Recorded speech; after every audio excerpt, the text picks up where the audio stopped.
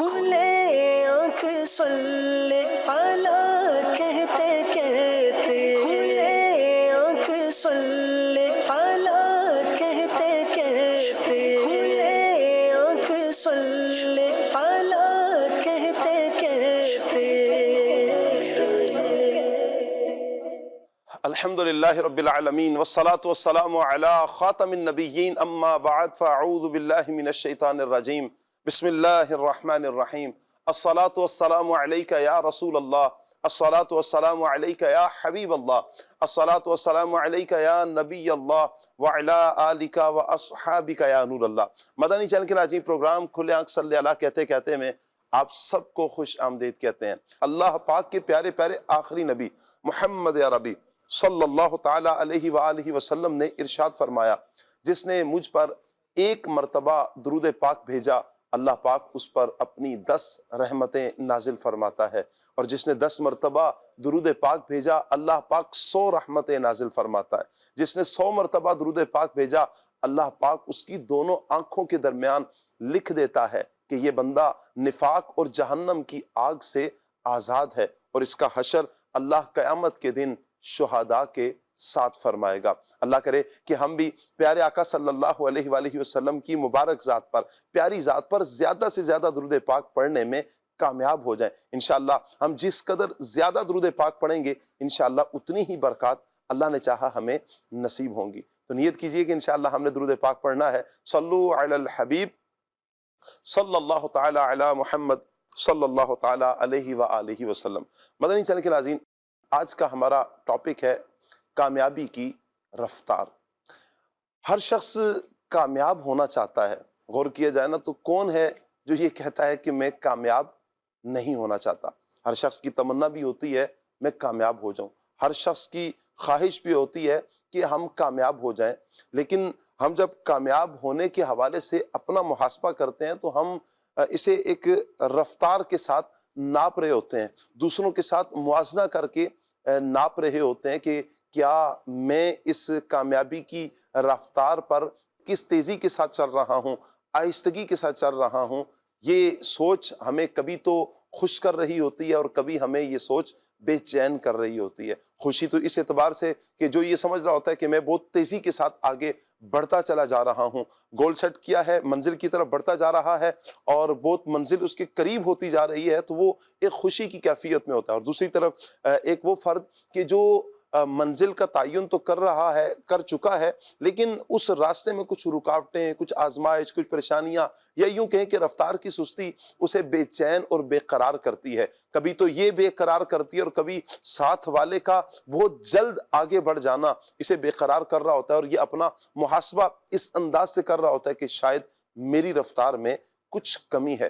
یہاں حقیقت کیا ہے؟ حقیقت یہ ہے کہ یہ راہ ایسی ہے کہ اس راستے میں کئی مشکلات آئیں گی، کئی پریشانیاں آئیں گی، راستے کی بہت ساری رکاوٹیں آئیں گی، آپ کو روکا جائے گا کہ آپ اپنی منزل کے پاس نہ پہنچے۔ کبھی نفس و شیطان کے بہکاوے آئیں گے، کبھی سستی آئے گی، کبھی کاہلی آئے گی، کبھی بیماری آئے گی، کبھی مال کی کمی، کبھی کیا پریشانی اس رفتار سے روکنے کی کوشش کرے گا۔ اب اصل کامیابی تو یہ ہے، اور کامیابی کی رفتار بھی یہ ہے کہ بندہ اس راہ پہ صبر سے، ہمت اور حوصلے سے کام لے۔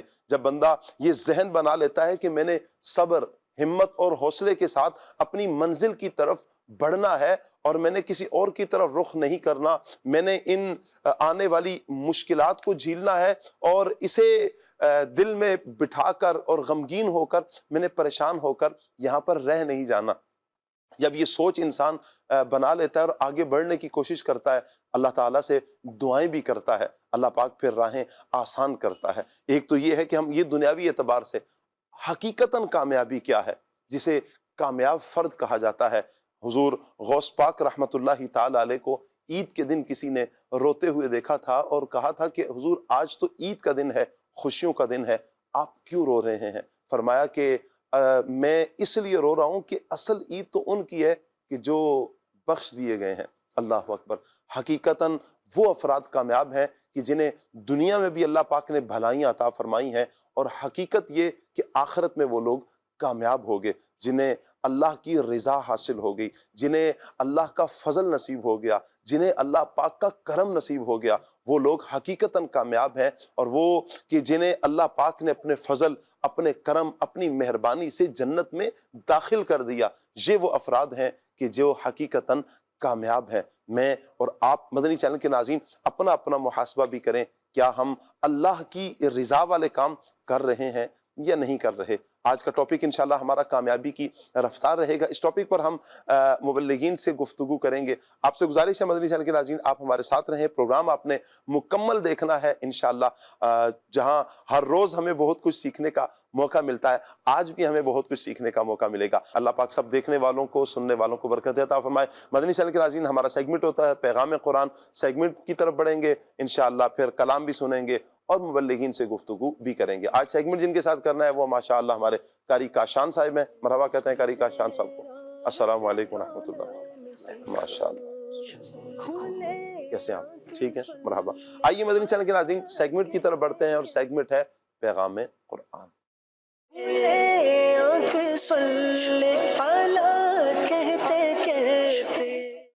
اعوذ باللہ من الشیطان الرجیم۔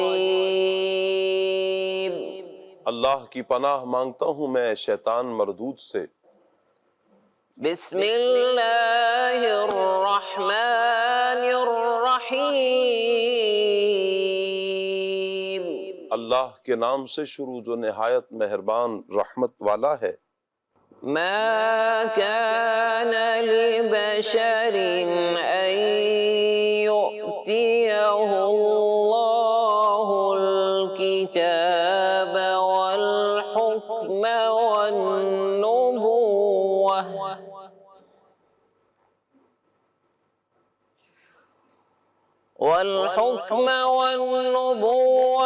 ثم يقول للناس كونوا عبادا لي من دون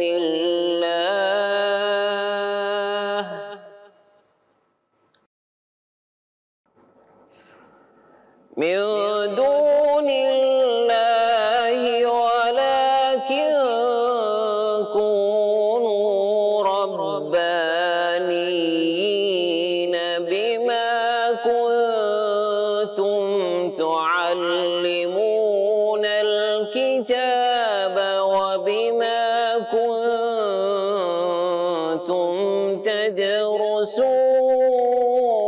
تدرسون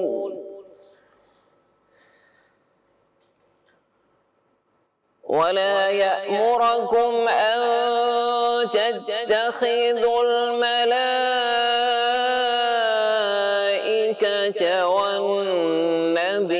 والنبيين أربابا أيأمركم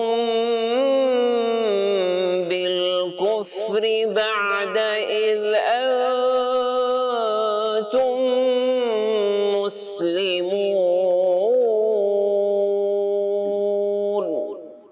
کسی آدمی کو یہ حق حاصل نہیں کہ اللہ اسے کتاب و حکمت اور نبوت عطا کرے، پھر وہ لوگوں سے کہے کہ اللہ کو چھوڑ کر میری عبادت کرنے والے بن جاؤ، بلکہ وہ یہ کہے گا کہ اللہ والے ہو جاؤ، کیونکہ تم کتاب کی تعلیم دیتے ہو اور اس لیے کہ تم خود بھی اسے پڑھتے ہو، اور نہ تمہیں یہ حکم دے گا کہ فرشتوں اور نبیوں کو رب بنا لو۔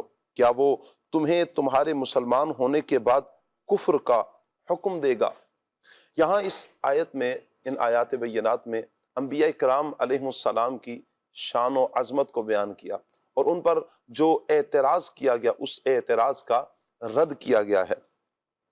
ایک قول کے مطابق نجران کے عیسائیوں نے کہا کہ ہمیں عیسیٰ علیہ السلام نے حکم دیا ہے کہ ہم انہیں رب مان لیں، تو اس پر یہ آیت نازل ہوئی۔ تو اس آیت میں اللہ تعالیٰ نے ان کے اس قول کی تکذیب فرمائی اور بتایا کہ انبیاء کرام علیہ السلام کی شان میں ایسا کہنا ممکن ہی نہیں ہے کہ انبیاء کرام علیہ السلام یہ کہیں کہ تم ہمیں رب مان لو۔ جبکہ دوسرا قول یہ ہے کہ ابو رافع یہودی نے رسول اکرم صلی اللہ تعالی علیہ وآلہ وسلم سے کہا، اے محمد صلی اللہ تعالی علیہ وآلہ وسلم، آپ چاہتے ہیں کہ ہم آپ کی عبادت کریں اور آپ کو رب مانیں؟ نبی کریم صلی اللہ علیہ وسلم نے فرمایا، اللہ کی پناہ، میں غیر اللہ کی عبادت کا حکم دوں؟ نہ مجھے اللہ نے اس کا حکم دیا اور نہ مجھے اس لیے بھیجا گیا۔ یہاں فرمایا گیا کہ کسی آدمی کو یہ حق حاصل نہیں کہ اللہ تعالیٰ اسے کمال علم اور عمل عطا فرمائے اور اسے گناہوں سے معصوم بنائے اور وہ پھر لوگوں کو اپنی عبادت کی دعوت دے۔ یہ انبیاء اکرام علیہ السلام سے ناممکن ہے اور ان کی طرف ایسی نسبت بہتان ہے۔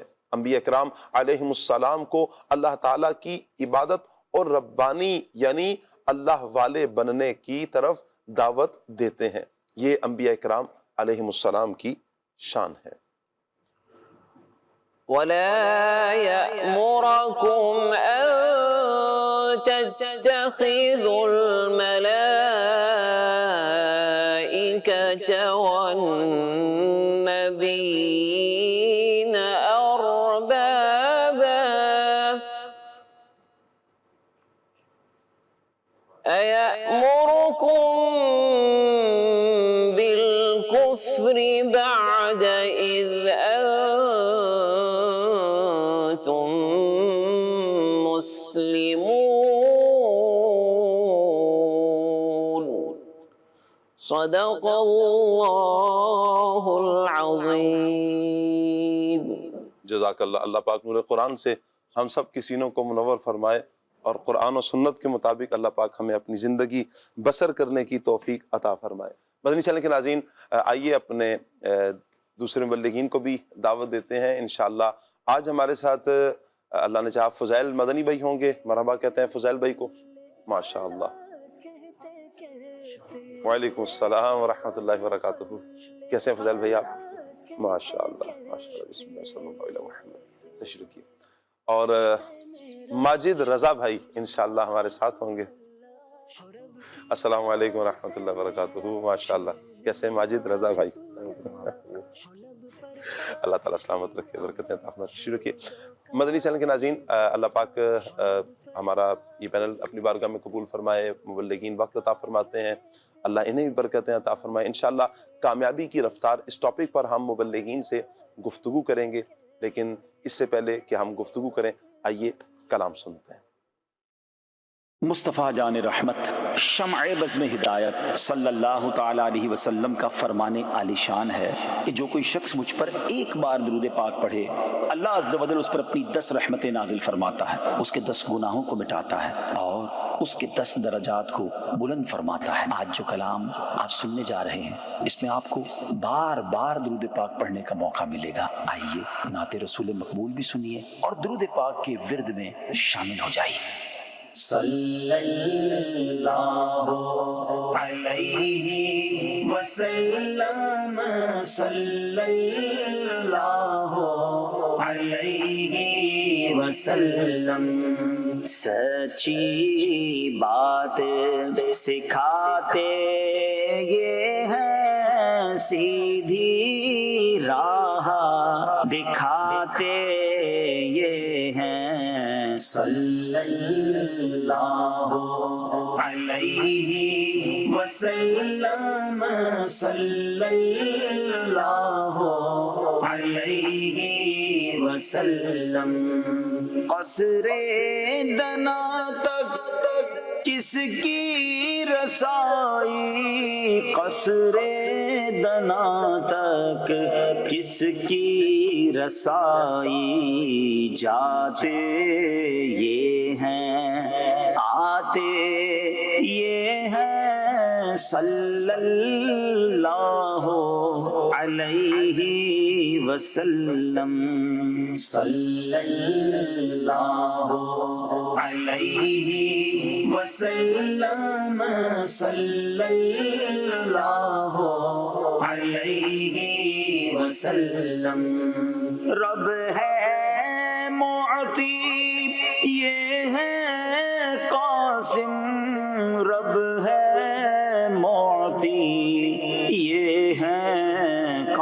محاسن رزق اس کا ہے، کھلاتے یہ ہے صلی اللہ علیہ وسلم، صلی اللہ علیہ وسلم، صلی اللہ علیہ وسلم۔ اپنی بنی ہم آپ بگاڑیں، اپنی بنی ہم آپ بگاڑیں، کون بنائے؟ بناتے یہ ہے صلی اللہ علیہ وسلم، صلی اللہ علیہ وسلم، صلی اللہ علیہ وسلم۔ لاکھوں بلائیں کروڑوں دشمن، لاکھوں بلائیں کروڑوں دشمن، کون بچائے؟ بچاتے یہ ہے صلی اللہ علیہ وسلم، صلی اللہ علیہ وسلم، صلی اللہ علیہ وسلم۔ مرکز میں بندوں کو تھپک کر، مرکز میں بندوں کو تھپک کر، میٹھی نیند سلاتے یہ ہے صلی اللہ علیہ وسلم، صلی اللہ علیہ وسلم، صلی اللہ علیہ وسلم۔ باپ جہاں بیٹے سے بھاگے، باپ جہاں بیٹے سے بھاگے، لطف وہاں فرماتے یہ ہے صلی اللہ علیہ وسلم، صلی اللہ علیہ وسلم، صلی اللہ علیہ وسلم۔ ماں جب اکلوتے کو چھوڑے، ماں جب اکلوتے کو چھوڑے، کہہ کے بلاتے یہ ہے صلی اللہ علیہ وسلم، صلی اللہ علیہ وسلم، صلی اللہ علیہ وسلم۔ ٹھنڈا ٹھنڈا میٹھا میٹھا، ٹھنڈا ٹھنڈا میٹھا میٹھا، پیتے ہم ہیں پلاتے یہ ہے صلی اللہ علیہ وسلم، صلی اللہ علیہ وسلم، صلی اللہ علیہ وسلم۔ سلم سلم کی ڈھارس سے، سلم سلم کی ڈھارس سے پل پر ہم کو چلاتے یہ ہیں صلی اللہ علیہ وسلم، صلی اللہ علیہ وسلم، صلی اللہ علیہ وسلم۔ کہہ دو رضا سے خوش ہو خوش رہ، کہہ دو رضا سے خوش ہو خوش رہ، مژدہ رضا کا سناتے یہ ہے صلی اللہ علیہ وسلم، صلی اللہ علیہ وسلم، صلی اللہ علیہ وسلم، صلو علی الحبیب صلی اللہ تعالی علی محمد صلی اللہ تعالی علیہ وآلہ وسلم۔ اللہ پاک نبی کریم صلی اللہ تعالی علیہ وآلہ وسلم کے ذکر سے ہمارے سینوں کو سرشار فرمائے، اور اللہ کرے کہ پیارے آقا جان عالم صلی اللہ تعالی علیہ وآلہ وسلم کا ذکر ہم کثرت کے ساتھ کرتے رہیں، حضور جان عالم صلی اللہ علیہ وسلم پر درود و سلام پڑھتے رہیں۔ بڑا پیارا کلام جو آج ہم نے عبدالحبیب بھائی کا سنا ہے، اللہ کرے کہ حضور کی شانیں، حضور کی عظمتیں، حضور کی رفعتیں ہم سمجھیں، اور پھر ان عظمتوں کی وجہ سے اللہ کرے سمجھیں، تو انشاءاللہ اس سے کیا ہوگا فائدہ کہ ہمارے دلوں میں نبی کریم صلی اللہ علیہ وآلہ وسلم کی محبت میں انشاءاللہ اضافہ ہوگا۔ اللہ کرے کہ محبت میں اضافہ ہی ہوتا چلا جائے، آمین۔ آج کا ٹاپک مدنی چینل کے ناظرین ہے کامیابی کی رفتار۔ پہلا ہی سوال ہم مفتی صاحب کی طرف بڑھائیں گے، اور ہمارا جو ٹاپک ہے مفتی صاحب کامیابی کی رفتار، کامیابی کی شریعت مطہرہ میں کیا اہمیت ہے، کیا فرمائیں گے آپ؟ بسم اللہ الرحمن الرحیم۔ اللہ پاک نے قرآن کریم میں کئی مقامات پر جو ہے وہ کامیاب مؤمنین کی صفات بیان کی ہیں جی، اور ایمان اور اس سے متعلقہ چیزوں کے بارے میں فرمایا کہ جس نے ایسا کیا تو وہ کامیاب ہوا۔ جی، اس کا مطلب یہ ہے کہ کامیابی مطلوب ہے اللہ کریم کو بھی، جی، بندوں کی، لیکن اب وہ کامیابی کیا ہے؟ کچھ لوگ کامیابی کے اندر مال و دولت کا آنا اپنے لیے کامیابی تصور کرتے ہیں، جی، کچھ جو ہے وہ اپنے کسی مقصد کے مکمل ہونے کو اپنے لیے کامیابی جو ہے وہ سمجھتے ہیں، جی، اور دین اسلام کی طرف اگر ہم نظر کریں تو در حقیقت وہ یہ بتاتا ہے کہ در حقیقت کامیاب وہ ہے کہ جو آخرت میں کامیاب ہو گیا، اور اسی کو اس آخرت میں کامیابی کے لیے کیا کرنا ہوگا؟ اللہ نے قرآن میں فرمایا قد افلح من تزکا، واہ، وہ کامیاب ہوا جس نے اپنا تزکیہ کیا، تزکیہ، یعنی اپنے آپ کو ستھرا کیا، پاکیزہ کیا، جی، پاک کیا، اپنے تمام معاملات کو اس نے صاف ستھرا کر لیا۔ جی، بہت ہی جامع جو ہے وہ بات بیان فرمائی گئی جی، مختصر سی آیت طیبہ کے اندر۔ واہ، جب ہم اس کی تفصیل کی طرف جاتے ہیں تو دوسری آیت میں اللہ کریم ارشاد فرماتا ہے قد افلح المؤمنون الذین هم فی صلاتهم خاشعون والذین هم عن اللغو معرضون والذین هم للزکاة فاعلون والذین هم لفروجهم حافظون۔ 10 آیات طیبہ سورہ مؤمنون کی کامیابی پر بیان کی گئیں کہ مومن کی کامیابی کا دار و مدار کن چیزوں پر ہے۔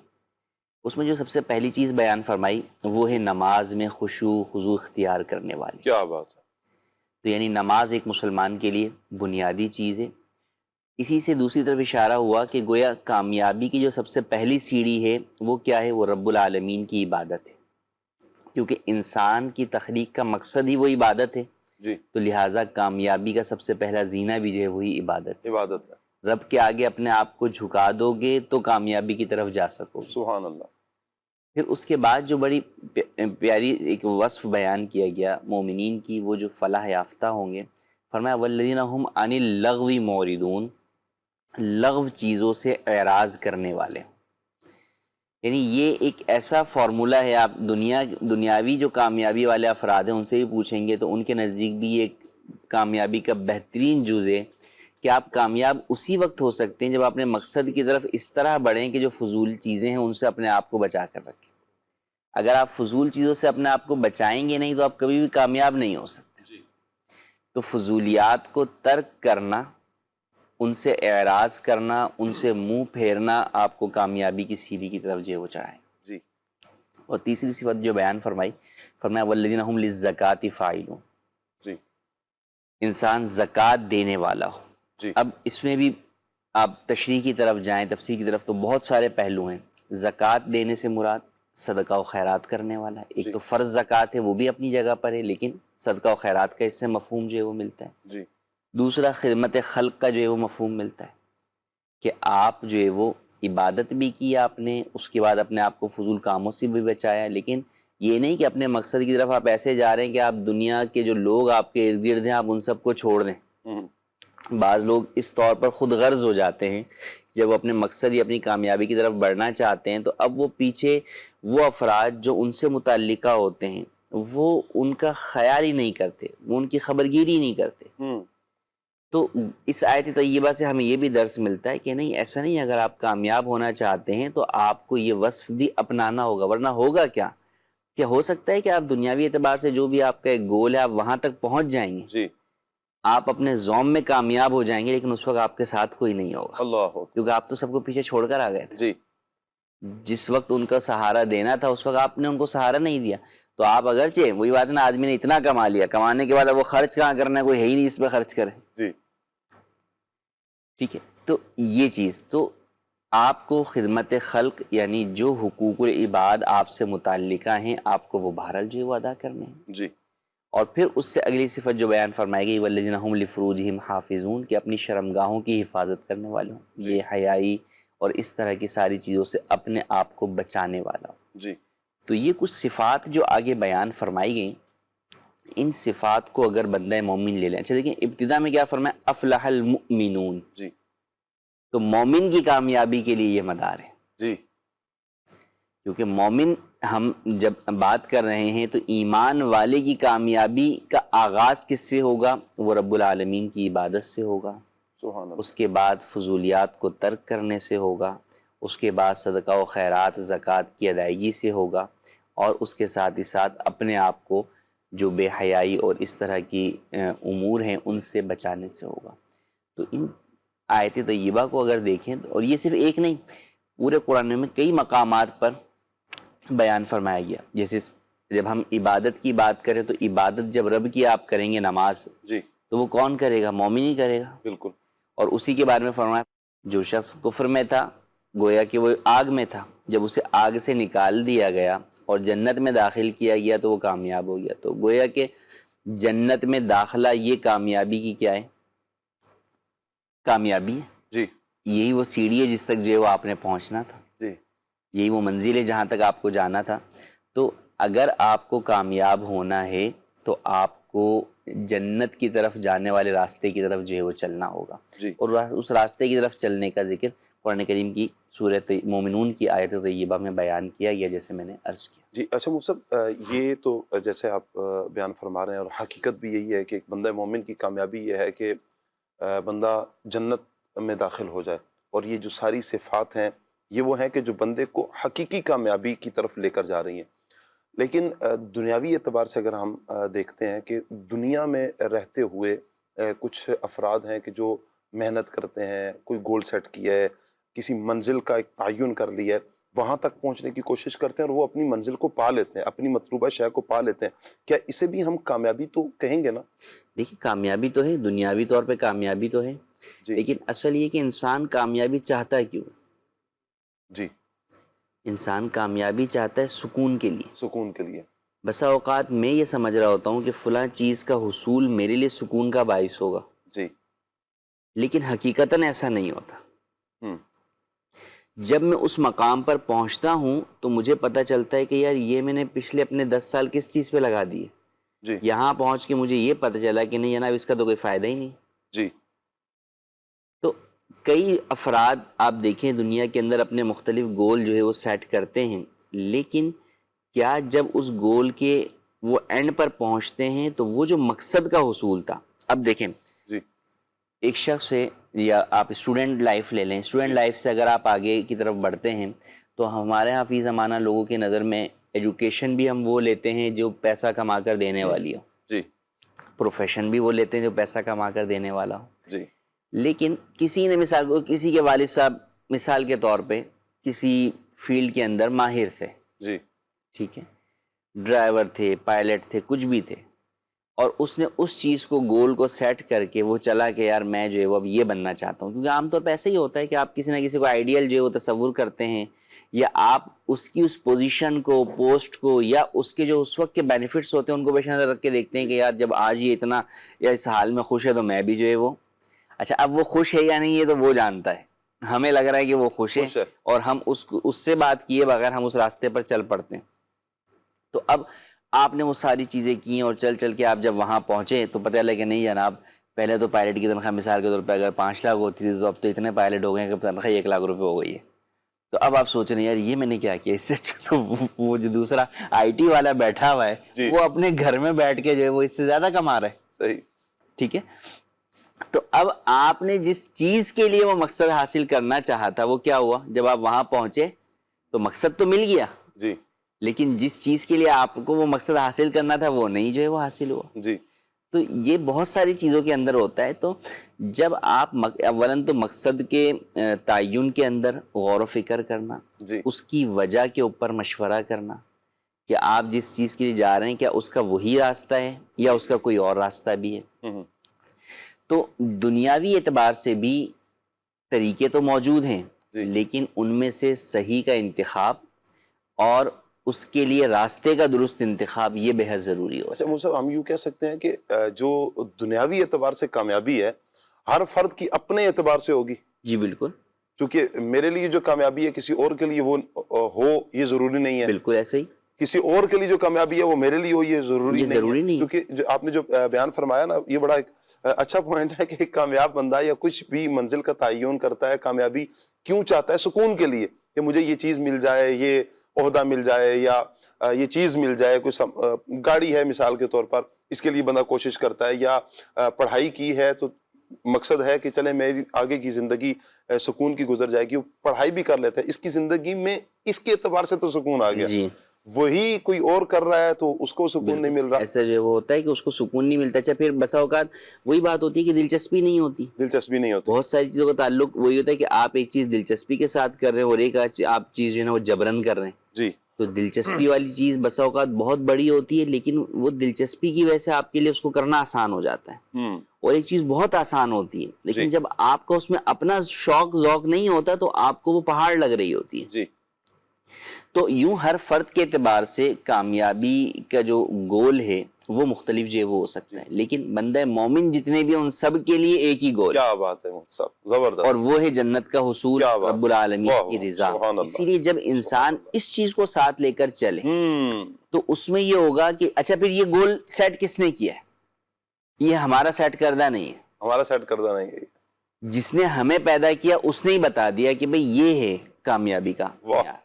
کیا بات ہے. تو لہٰذا اس کے اندر 100% یہ ہے کہ جو بھی وہاں تک پہنچ گیا وہ کامیاب ہی ہوگا، وہ ناکام نہیں ہوگا، یا اس کو وہاں پہنچ کر کسی قسم کا افسوس نہیں ہوگا جی کہ یار یہ میں جس چیز کی طرف چلا تھا یہ میں کہاں پہنچا. جی تو جبکہ دنیاوی اعتبار سے ہم دیکھتے ہیں تو اس کے اندر جو ہے وہ ہو سکتا ہے اور ہر فرد کے اعتبار سے جدا ہو سکتا ہے. تو اس لیے اصل کامیابی یہی ہے اور اسی کو پیش نظر رکھا جائے. باقی اس کے علاوہ جو دنیاوی چیزیں ہیں ان کے اندر بھی اس سے متعلقہ چیزوں کو ساتھ رکھا جائے. جی کیونکہ وہی نا کہ آپ دیکھیں کہ آپ کوئی کامیابی کا کوئی بھی ایسا گول سیٹ کرتے ہیں جس میں آپ ہی خود غرض ہو جاتے ہیں. جی تو لوگ بھی تان و تشنی آپ پر جو وہ کر رہے ہوتے ہیں کہ یار اس میں تو تمہارا، جیسے آپ دیکھیں فی زمانہ جو کاروباری لوگ ہیں، جی ٹھیک ہے، بڑے بڑے بزنس مین جو ہیں وہ، تو ان کی نظر میں جو ان کی کامیابی ہے غریب کی نظر میں وہ ان کی خود غرضی ہے. وہ جو چیز کمانا چاہ رہے ہیں ساری چیزیں تو وہ سب کا دار و مدار پیسہ ہے. جی وہ اپنا بزنس، وہ اپنی پروجیکٹ، اور دوسرا کیا سوچ رہا ہوتا ہے کہ یار یہ دیکھ خود غرض ہیں، ان کو غریبوں کا خیال نہیں.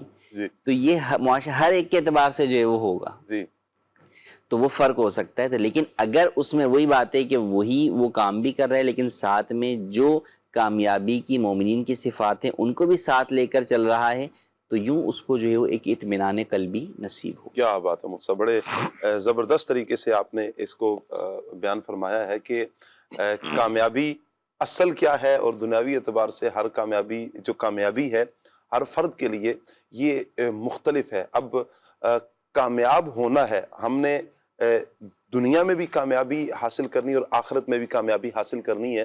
یعنی کامیابی کا ایک جو مقصد مطلب مفتی صاحب نے بیان فرمایا نا کہ کامیابی کا حصول سکون ہے، تو مجھے یہاں پر وہ حدیث مبارکہ یاد آ رہی ہے. پیارے آقا صلی اللہ علیہ وآلہ وسلم نے فرمایا نا، تم یوں کیوں نہیں کہتے ربنا آتنا فی الدنیا حسنہ وفی الآخرت حسنہ، دنیا میں بھی بھلائی نصیب ہو جائے، آخرت میں بھی بھلائی نصیب ہو جائے، دنیا میں بھی سکون نصیب ہو جائے، آخرت میں بھی سکون نصیب ہو جائے. اس کا مطلب یہی کہ ہم مطلب یہ ذہن بنا سکتے ہیں کہ دنیا میں بھی بندہ کامیاب ہو جائے اور آخرت میں بھی کامیاب ہو جائے، اللہ پاک کے لیے کوئی مشکل نہیں ہے.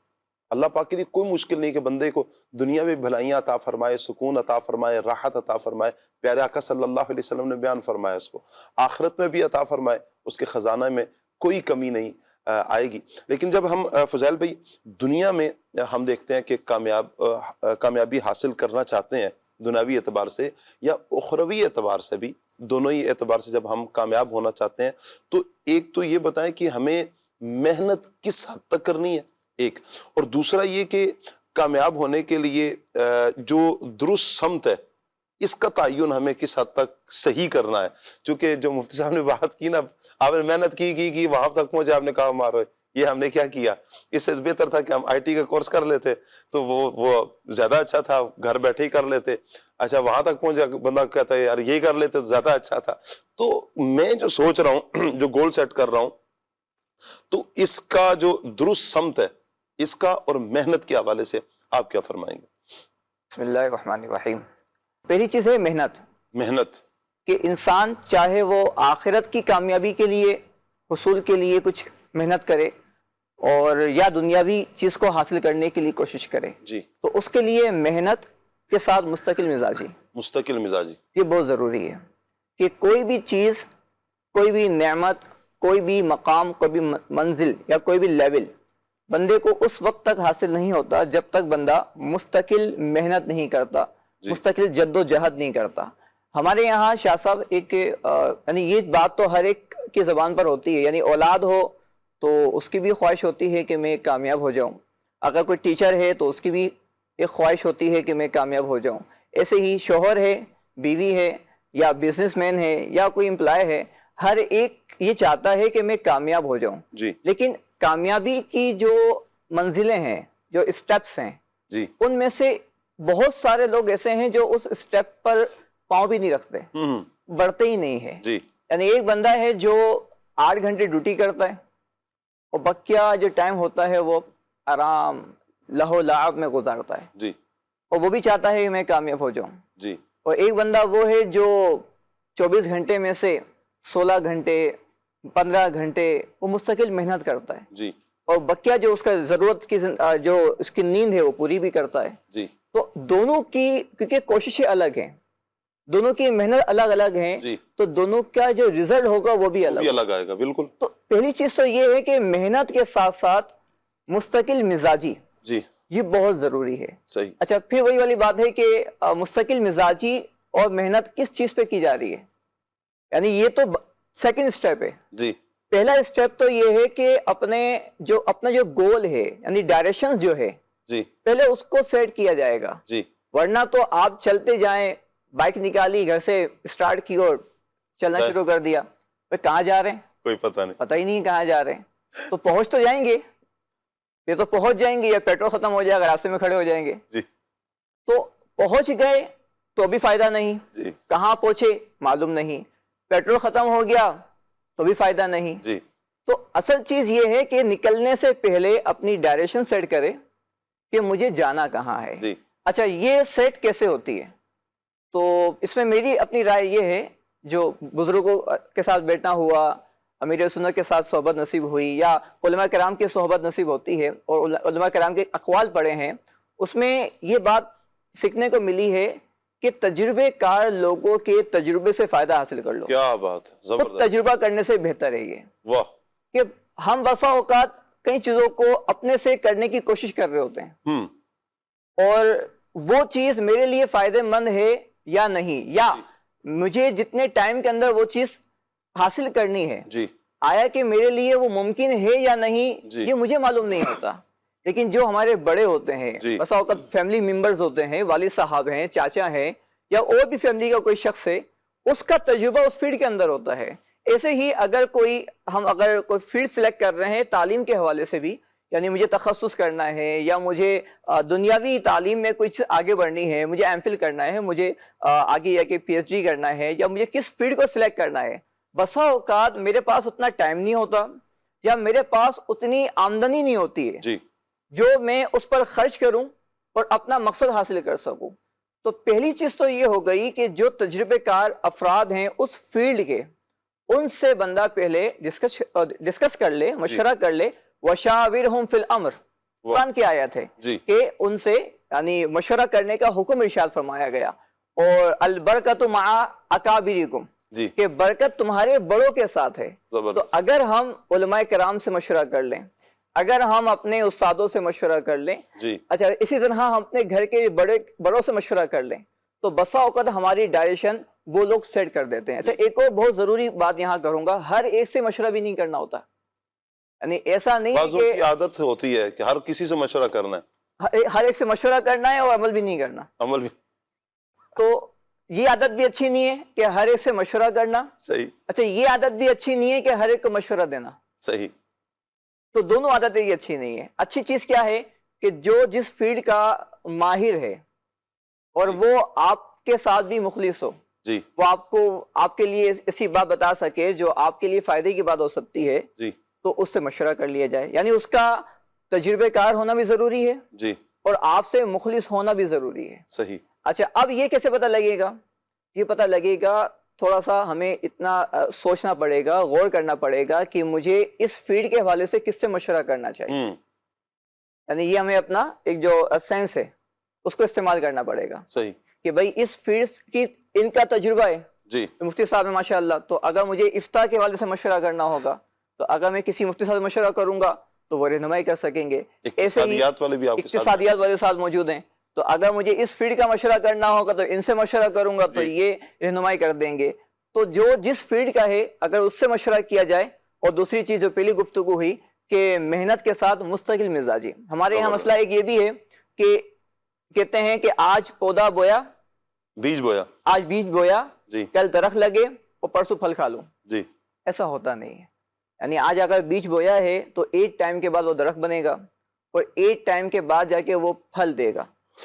یہ بہت ہے کہ ہم محنت کرتے ہیں، کوشش کرتے ہیں، کاروبار کی طرف آنا چاہتے ہیں، لیکن ایک دو دھچکے ایسے لگتے ہیں چھوٹے موٹے ہی، بندہ کہتا ہے بس بھائی ہمارے بس کی یہ بات نہیں ہے، ہمارے بس کا روگ نہیں ہے، ہم یہ نہیں کر سکتے. اچھا ہم فیس نہیں کر پا رہے ہوتے ہیں، اس کے پیچھے یہی کار فرما ہوتا ہے کہ بھائی فوراً رزلٹ کیوں نہیں آ رہا، فوراً رزلٹ کیوں نہیں آ رہا. بھائی آپ نے اپنا کام مستقل مزاجی سے کرتے رہنا ہے، کرتے رہنا ہے، کرتے رہنا ہے. ایک وقت آئے گا پھر آپ کا نام ہوگا، ایک وقت آئے گا کہ آپ کی دکان چلے گی، ایک وقت آئے گا کہ لوگ آپ پر اعتماد کریں گے، آپ کی طرف رجوع کریں گے. یہ فوراً نہیں ہوتا، اس کے لیے محنت کرنی پڑتی ہے اور مستقل مزاجی کے ساتھ آپ کو یہ محنت کرنی پڑتی ہے. اچھا کبھی ہوتا یوں ہے ماجد بھائی کہ کامیابی کی راہ میں نا رکاوٹیں بہت ساری آتی ہیں. وہ کون سے ایسے اسباب ہیں کہ جو کامیابی کے راستے میں رکاوٹیں بنتے ہیں؟ بسم اللہ الرحمن الرحیم.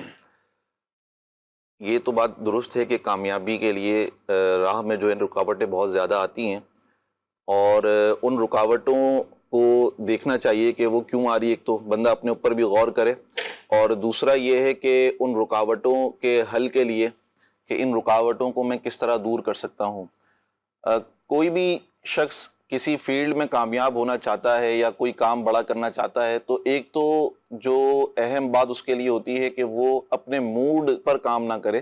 موڈی جو بندے ہوتے ہیں وہ کہ اب موڈ ہوا تو میں نے یہ کام کر لیا، اب موڈ ہوا تو میں نے یہ کام نہیں کیا. بس اوقات یہ ہوتا ہے کہ ایک دن میں آپ نے 10 دنوں کا کام کر لیا، اس کے بعد آپ 1 مہینے تک سوتے رہے پھر. تو اب وہ جو آپ کا جو گول تھا جس میں آپ نے کامیابی حاصل کرنی تھی، چونکہ آپ اپنی موڈ پر چل رہے ہیں اور ایک مستقل مزاجی والی جو بات ابھی ڈسکس ہوئی اس پر نہیں ہے، تو یہ بھی ایک رکاوٹ بنتی ہے بندے کو کامیابی حاصل کرنے میں.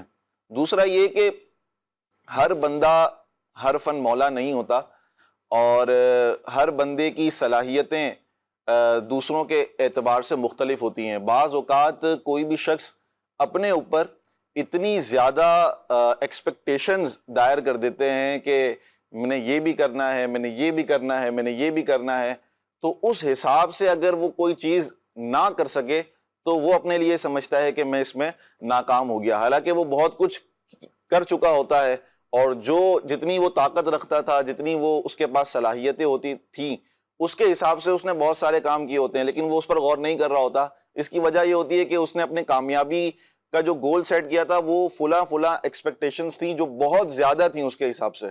تو جو ہائر ایکسپیکٹیشنز ہوتی ہے بندہ اگر اس کو اچیو نہیں کرتا تو پھر وہ نا امیدی کا شکار ہو جاتا ہے، مایوسی کا شکار ہو جاتا ہے، اور وہ یہ سمجھتا ہے کہ میں ناکام ہو گیا. اب گھوڑے کا کام اب بکرے سے نہیں لے سکتے، گھوڑا الگ کام کرے گا، بکرا الگ کام کرے گا.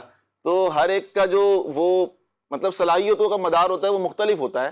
شاہ صاحب آپ کچھ کام کر سکتے ہیں، دوسرا وہ کام نہیں کر سکتا، تو اس حساب سے بھی ہمیں غور کرنا چاہیے. بعض اوقات یہ بھی دیکھا جاتا ہے کہ ایک بندہ بہت اچھا کام کر رہا ہے، تو اب آپ نے یہ اپنے اوپر یہ ڈیپینڈ کر لیا یا اپنے اوپر یہ لازم کر لیا یار میں نے اس طرح کرنا ہے کام، لیکن آپ کے اندر وہ بات نہیں ہے کہ آپ اس طرح وہ کام کر سکیں. ہاں آپ دوسرا کام بہت اچھا کر سکتے ہیں، اللہ پاک نے آپ کو وہ صلاحیت عطا فرمائی ہے، لیکن ہماری توجہ اس کی طرف نہیں ہے. کیوں؟ کیونکہ ہمیں وہ والی چیز چاہیے جو دوسرا کر رہا ہے. جی تو اس پر غور کیا جائے تو بندہ پھر اگر یہ سوچ آتی ویسے کیوں ہے؟ یہ اس سوچ کا ایک وجہ جو میرے ذہن میں آتی ہے وہ تو یہ ہے کہ جو دوسرا کام کر رہا ہے اس کو اس کام پر زیادہ تعریفیں مل رہی ہیں، ہو سکتا ہے، یا لوگ اس کی طرف زیادہ متوجہ ہو رہے ہیں، پیسہ اس کے پاس زیادہ ہے، آ رہا ہے، یا اس کا فیوچر اچھا ہونے والا ہے. تو ہر شخص اپنے اوپر غور کر لے. اصل میں ایک ہوتا یہ ہے کہ ایک بندہ جو ہے وہ زیادہ شہرت چاہتا ہے، پھر وہ یہ دیکھتا ہے کہ یار دوسرا شخص جو ہے وہ یہ کام کر رہا ہے تو اس کو زیادہ شہرت مل رہی ہے اور اس کے پاس شہرت نہیں ہے، تو اب وہ کوشش کرے گا کہ میں بھی یہی کام کروں کہ مجھے زیادہ شہرت مل جائے. یا وہ مال کا طلبگار ہے، اب وہ دوسرے شخص کو دیکھے گا کہ اس کو زیادہ مال مل رہا ہے، اب وہ کام کرنا چاہے گا کہ جس میں مال زیادہ ہو. لیکن غور ہمیں یہ کرنا چاہیے کہ ہمیں اللہ پاک نے جو صلاحیت عطا فرمائی ہے، ہر شخص کو صلاحیتیں ہیں، کچھ نہ کچھ اس کے پاس اللہ تبارک و تعالیٰ نے بہترین صلاحیتوں سے اس کو نوازا ہوتا ہے. اگر وہ اس کے ذریعے یعنی اس کو اپنے پریکٹس میں لے کر آئے اور اس کو جانچ لے اچھے انداز میں تو وہ بہت بڑا کام کر سکتا ہے، چھوٹا کام تو نہیں ہوتا. تو یہ کامیابی کی راہ میں کچھ رکاوٹیں ہوتی ہیں.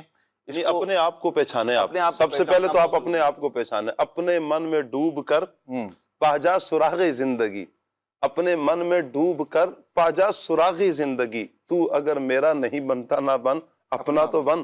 اپنے بارے میں تو غور کریں، آپ کیا ہیں، اللہ پاک نے آپ کو کیا کچھ عطا کیا ہوا ہے.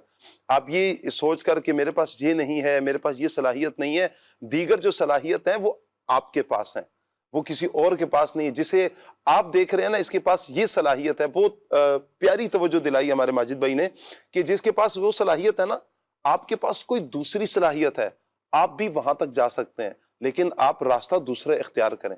آپ اپنے آپ کو پہچانیں، آپ کیا کر سکتے ہیں، آپ کی دلچسپی کہاں پر ہے. میں پھر وہ مفتی صاحب کی بات کی طرف ہی آؤں گا کہ جو مفتی صاحب نے کہا تھا نا کہ دلچسپی بعض اوقات بندے کے لیے مشکل کام کو بھی آسان کر دیتی ہے، اور بعض اوقات دلچسپی نہ ہو اور آسان کام بھی بندے کے لیے مشکل ہو جاتا ہے. تو آپ اس راہ کے مسافر نہ بنے کہ جو راستہ آپ کے لیے مشکل ہے، جہاں آپ کی دلچسپی نہیں ہے.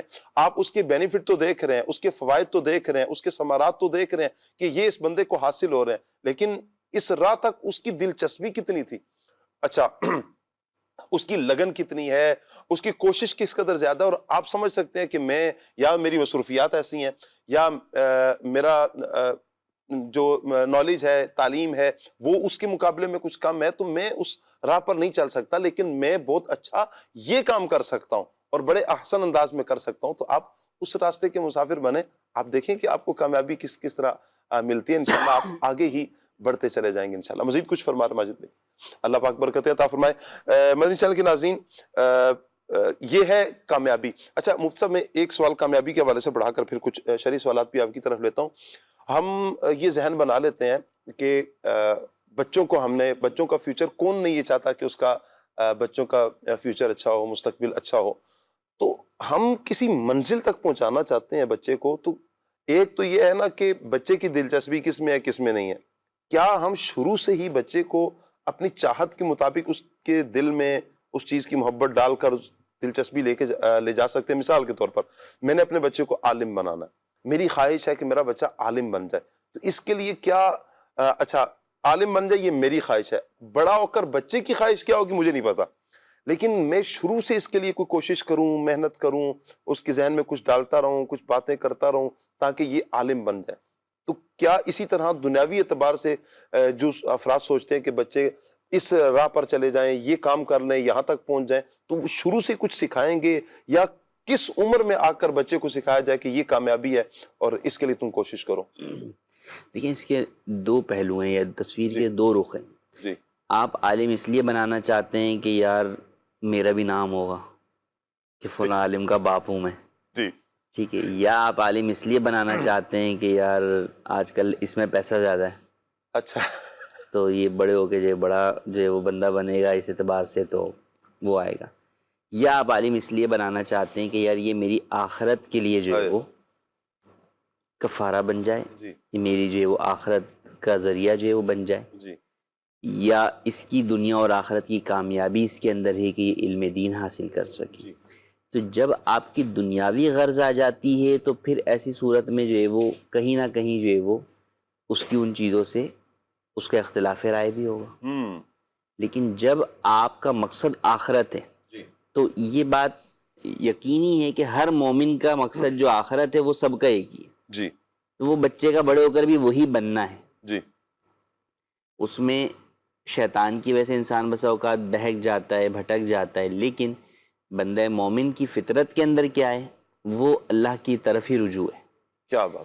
تو جب آپ اس پوائنٹ کو لے کے بچے کو سمجھائیں گے کہ بیٹا آپ نے عالم دین اس لیے بننا ہے کہ عالم دین کے یہ فضائل ہیں، جی.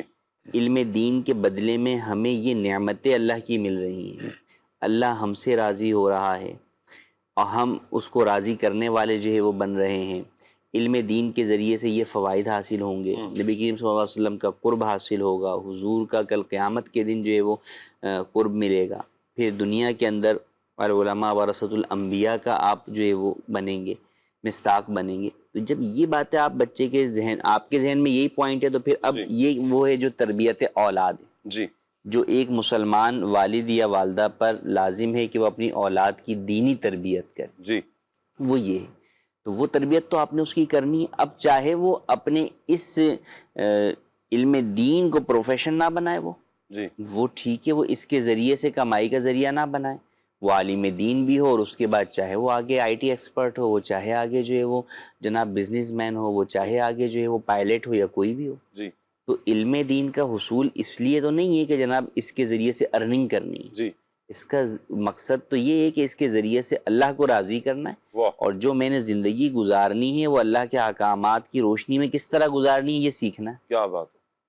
جب اس طور پر ہم بچے کو لے کے چلیں گے تو اس کے ذہن میں یہ بات بالکل جو ہے وہ ڈالیں گے. ورنہ ہوتا ہی ہے کہ آپ جب دنیاوی اعتبار سے میں چاہتا ہوں کہ بھئی میرا بچہ جو ہے وہ پائلٹ بنے کیونکہ میں پائلٹ ہوں، ٹھیک ہے، تو میں اب بچے کے ذہن میں وہ بات جو ہے وہ ڈال رہا ہوں. نتیجہ یہ ہوتا ہے کہ جب بچہ بڑا ہوتا ہے تو وہ یہ سوچتا ہے کہ یار میں تو بننا ہی نہیں چاہتا پائلٹ، لیکن میرے ابا نے اتنی میری اس پٹری پہ مجھے چڑھا دیا کہ اب اگر میں اس سے اتروں تو جس میں میں جانا چاہتا ہوں وہاں بھی نہیں جا سکتا. جی.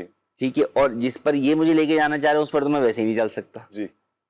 تو وہ پھر بڑا جو ہے وہ کنفیوژن کا شکار ہو جاتا ہے. تو اس لیے دنیاوی اعتبار سے ایک ہوتی ہے بیسک جو ہے وہ نالج یا بیسک جو ہے وہ ایجوکیشن، اور پلس اس کے ساتھ بیسک اسکلز. جی. وہ تو آپ جو ہے وہ ایک حد تک لے کر جاتے ہیں. صاحب اگر ہم بات کریں اپنے اس میں، تو کسی نے بچوں کو جو ہے وہ میٹرک کروانا ہے تو بھائی ایک بنیادی طور پہ ذہنوں میں ہوتا ہے کہ یار سائنس سے میٹرک جو ہے وہ کروانا ہے. جی. کہ یہ وہ ایک ہوتا ہے کہ اب اس کے بعد آگے بہت ساری، اگر آپ نے شروع میں ہی میٹرک آرٹس سے لے لیا تو اب نتیجہ یہ کہ جتنی سائنس کی فیلڈس تھیں وہ تو کلوز ہو گئی شروع سے ہی آپ کی. جی. اچھا اب بچے نے اس بات کا فیصلہ کرنا ہے کہ یار میں نے کس فیلڈ میں جانا ہے, وہ میٹرک کے بعد ہی کچھ اس کا عقل و شعور آئے گا نا. لیکن مثلا اگر 13 یا 15 سال میں جا کے اس کا میٹرک کمپلیٹ ہوتا ہے تو اس سے پہلے تو والدین ہی ہیں جنہوں نے اس کو میٹریکولیشن میں ڈالنا ہے یا او لیول میں ڈالنا ہے یا جس بھی اس میں ڈالنا ہے. جی. یوں بیسک کی طرف آپ لے کر جاتے ہیں بطور والدین. آگے پھر بچے کی اپنی سمجھ بھی دیکھی جاتی ہے, بچے کا اپنا ذوق شوق بھی دیکھا جاتا ہے, اس کا اپنا مائنڈ بھی دیکھا جاتا ہے. پھر اس کی روشنی کے اندر والدین کو چاہیے کہ اس کے سامنے آپشنز جو ہے وہ رکھیں. اچھا پھر ان آپشنز میں یا پروفیشنز میں یہ بات جو بنیادی ہے وہ یہ ضروری ہے کہ ہمارے یہاں آپشن یا پروفیشن میں جو چیز بنیادی چیز رکھی جاتی ہے وہ دیکھی جاتی ہے کہ کس پروفیشن یا آپشن سے انکم کتنی ہے. جی. وہ حلال ہے یا حرام اس چیز کو نہیں دیکھا جاتا, حالانکہ یہ بنیادی چیز ہے. جی.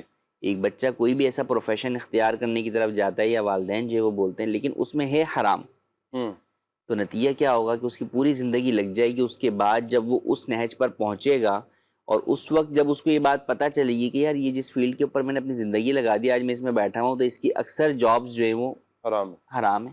جی. تو نتیجہ یہ کہ میں جو ہے وہ بالکل جو ہے وہ دوبارہ نئے سرے سے شروع کروں, کوئی نئی چیز کا آغاز جو ہے وہ کروں. تو اس لیے اس چیز کو بھی بہت ضروری میں دیکھنا ضروری ہے کہ آپ پروفیشن وہ اختیار کریں جس کے اندر حلال ہو. جی. اور حلال کا اسکوپ بڑا ہو. وجہ یہ ہے کہ جب اسکوپ بہت چھوٹا ہوتا ہے تو نتیجہ یہ ہوتا ہے کہ جب آپ اس طرف بڑھتے ہیں نا جی تو آگے جا کے آزمائشیں آتی ہیں, تو اس وقت پھر انسان بسا اوقات ہر شخص اپنے آپ کو اتنا کنٹرول نہیں کر پاتا, کیونکہ ایک طرف اس کو دیکھ رہا ہے کہ یار یہ پوری انڈسٹری ہے, اس انڈسٹری کے اندر یہی جاب ہے جو کہ حلال جاب ہے, وہاں پر مل رہے ہیں مثال کے طور پر 1 لاکھ روپے. جی. لیکن اسی جاب کے اوپر اسی انڈسٹری میں جو حرام ذرائع ہیں وہاں پر مل رہے ہیں 5 لاکھ روپے. تو اب 4 لاکھ چھوڑ کر جو ہے وہ 1 لاکھ کے اوپر جو ہے وہ اکتفا کرنا, یہ اولیاء اللہ کی پہچان کہیں کہ فی زمانہ ہوگی کہ وہ اولیاء اللہ میں سے جو ہے وہ ہوگا. تو اس لیے ان چیزوں کو بہرحال جو ہے وہ بنیادی طور پر سامنے رکھ کر پھر اس کے بعد بچے کو آپشنز دیں, ہر ایک کے مائنس پلس جو ہے وہ آپ بتائیں, اور پھر اس کے وہ جس طرف بڑھے اور اس کے اندر نقصان نہ ہو تو اس پر اس کی مدد کریں. ٹھیک ہو گیا. یہاں پر بچوں کے حوالے سے گفتگو ہوئی ہے تو بعض اوقات بلکہ اکثر والدین ہی چاہتے ہیں کہ بچہ کامیاب ہو. جی. لیکن بعض اوقات بچے کی ناکامی کا سبب اس کے بڑے بھی ہوتے ہیں. اچھا. ہو سکتا ہے, ٹھیک ہے, یعنی وہ چاہتے تو ہیں کہ اس کو کامیاب کریں لیکن ایسی چیزیں وہ کر جاتے ہیں جو بچے کو ڈس ہارٹ بھی کر دیتی ہیں. جیسے کہ اب ایک بچہ ہے وہ بھی 3 یا 4 کلاس میں ہے, لیکن اس سے اتنی توقعات کر لی جاتی ہیں جو اس کے اندر وہ صلاحیت ہی ابھی نہیں ہے, وہ تھوڑا ٹائم لیتا ہے. جیسے کہ اب یہ انگلش میں فلاں جو اسٹوڈنٹ ہے کلاس کے اندر, جی, یہ اس کی کے لیول کا ہونا چاہیے, جی, یعنی کمپیئر کرنا شروع کر دیتے ہیں, ٹھیک ہے, بھائی کے بچوں سے یا بہن کے بچوں سے یا فیملی کے کسی اور ممبر سے یا کلاس کے کسی اور اسٹوڈنٹ سے. اچھا, اب اس کو پریشر دیا جا رہا ہوتا ہے, جی, کہ تم تو ایسا نہیں کر رہے, تم تو ایسا نہیں کر رہے, ہم تو اتنا تم پہ خرچ کر رہے ہیں, یا ہم تو تمہارے اتنی محنت کر رہے ہیں. اب بعض اوقات بچہ کیونکہ بہت چھوٹا ہوتا ہے, جی, وہ اسٹارٹ میں تو اس پریشر کو لیتا ہے لیکن اس میں وہ صلاحیت ہی نہیں ہوتی ہے, تو ٹائم اس کو لگتا ہے اور وہ ڈس ہارڈ ہونا شروع ہو جاتا ہے, یعنی ڈانٹ ڈپٹ کہہ لیں اس کو ہم, تو وہ ضدی بھی بن جاتا ہے. جی. تو کامیابی خود بھی حاصل کرنی ہے, اور اگر ہم کسی کو کامیاب کرنا چاہ رہے ہیں, جی, تو اس کو بھی ہمیں سیکھنا پڑے گا کہ کامیاب کسی کو بناتے کیسے. جی, یعنی کامیاب بنانا بھی ایک کامیاب ہونے کی علامت ہے. کیا بات ہے. لیکن اس کے لیے بہت محنت, یعنی یہ پورا ایک یعنی چھوٹا کام نہیں ہے یہ. جی. بچوں کی تربیت پر اگر ہم دیکھیں تو احادیث طیبہ موجود ہیں. نماز کس ٹائم تک بچوں کو کس انداز میں پڑھانے کا کہنا ہے, اس کو عادی کیسے بنانا ہے. اچھا, روزوں کے حوالے سے تربیت ہے, پھر ان کو اخلاقیات کے حوالے سے تربیت ہے, پھر ان کے اندر جو بھی بری چیزیں اگر نظر آ رہی ہیں تو کس انداز سے ان کو موو کرنا ہے. بچوں کے اندر ایک چیز ہوتی ہے کہ وہ یعنی ایکٹیو ہوتے ہیں, وہ جی ایکٹیو تو ہاں, ان کے اندر انرجی ہوتی ہے, وہ کہیں نہ کہیں اس کو یعنی اسپینڈ کریں گے. جی. اچھا, اب ہمارے یہاں جملہ یہ کہا جاتا ہے کہ یہ مت کرو, جی, یہ مت کرو اور یہ کرو, یہ مت کرو یہ کرو. اب بچے کے اندر ایک چیز ہے کہ وہ اچھلے گا, وہ کودے گا, وہ بھاگے گا. اگر بار بار یہی کہا جائے کہ یہ مت بھاگو مت بھاگو مت بھاگو, تو وہ روبوٹ تو ہے نہیں. جی. کہ وہ سوئچ آن کیا تو ٹھیک ہے چلنا شروع ہو گیا, آف کیا تو رک گیا. اب اس کی انرجی کو ہمیں کہاں پر اس کو لگانا ہے کہ اس کا ٹائم بھی اسپینڈ ہو جائے جی اور اس کی جو چیز ہے یعنی جو کام کر رہا ہے وہ برا بھی نہ ہو. تو لہٰذا ہمیں یہ چیز سیکھنے ضروری ہے کہ بچوں کو کامیاب کیسے بنانا ہے جی اور ان سے وہی توقعات رکھیں جتنی ان کے اندر صلاحیت ہے, کیا بات. اور بچوں کو ٹائم دیں, جی ٹائم دیں تاکہ جب بعض بڑے بھی ایسے ہوتے ہیں کہ وہ بڑے اولاد بڑی بھی ہو جائے نا پھر بھی جملہ کہتے ہیں تم تو کچھ کر ہی نہیں سکتے, جی تم تو کچھ ہی نہیں کر سکتے. اچھا یہ جملہ اتنا یعنی ڈس ہارٹ کرنے والا ہے. بسا اوقات بندہ بالکل بہت کوشش بھی کر رہا ہوں نا تو بندہ کہتا ہے ٹھیک ہے جب میرے بارے میں سب کا ذہن ہے میں کچھ نہیں کر سکتا لو پر پھر میں کچھ بھی نہیں کرتا. تو یہ ویسے جو آپ بات فرما رہے ہیں نا فضائل بھائی, یہ والدین کے لیے بھی اور اساتذہ اکرام کے لیے بہت ضروری ہے. بڑے بھائی ہیں جو بھی سرپرست ہیں ان کے لیے بے حد ضروری ہے کہ بچوں کو یوں کمپیئر نہ کریں. اچھا بسا اوقات یہ جو میٹرک کے رزلٹ آتے ہیں نا تو اس وقت بڑا سنبھلنا والا معاملہ ہوتا ہے کہ اگر فلاں سے کم نمبر آئے نا تمہارے تو تمہاری خیر نہیں ہے, تمہارے گھر میں انٹری نہیں ہے, تو یوں ہوگا وہ ہوگا. مجھے ایک خبر معلوم چلی تھی کہ میٹرک کا رزلٹ آیا تو بعض نوجوانوں نے خودکشی کر لی.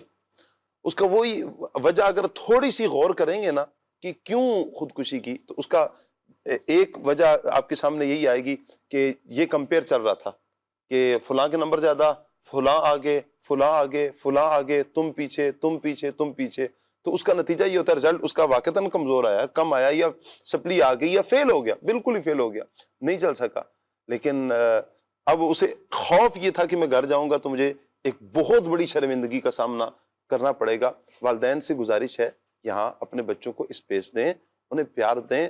غلطی ہو جاتی ہے, کہیں آپ کو ناکامی لگتی ہے, لیکن آپ اس ناکامی کو بھی سدھار سکتے ہیں, اس غلطی کو بھی سدھار سکتے ہیں. لیکن یاد رکھیے گا جب بچہ آپ کے ہاتھ سے نکل گیا یعنی اس کی جان ہی نہ رہی, اب ساری زندگی کا روگ آپ لے کر بیٹھیں گے اور ساری زندگی پچھتائیں گے کہ کاش میں یوں کمپیئر نہ کرتا, یوں اپنے بچے کو ٹارچر نہ کرتا,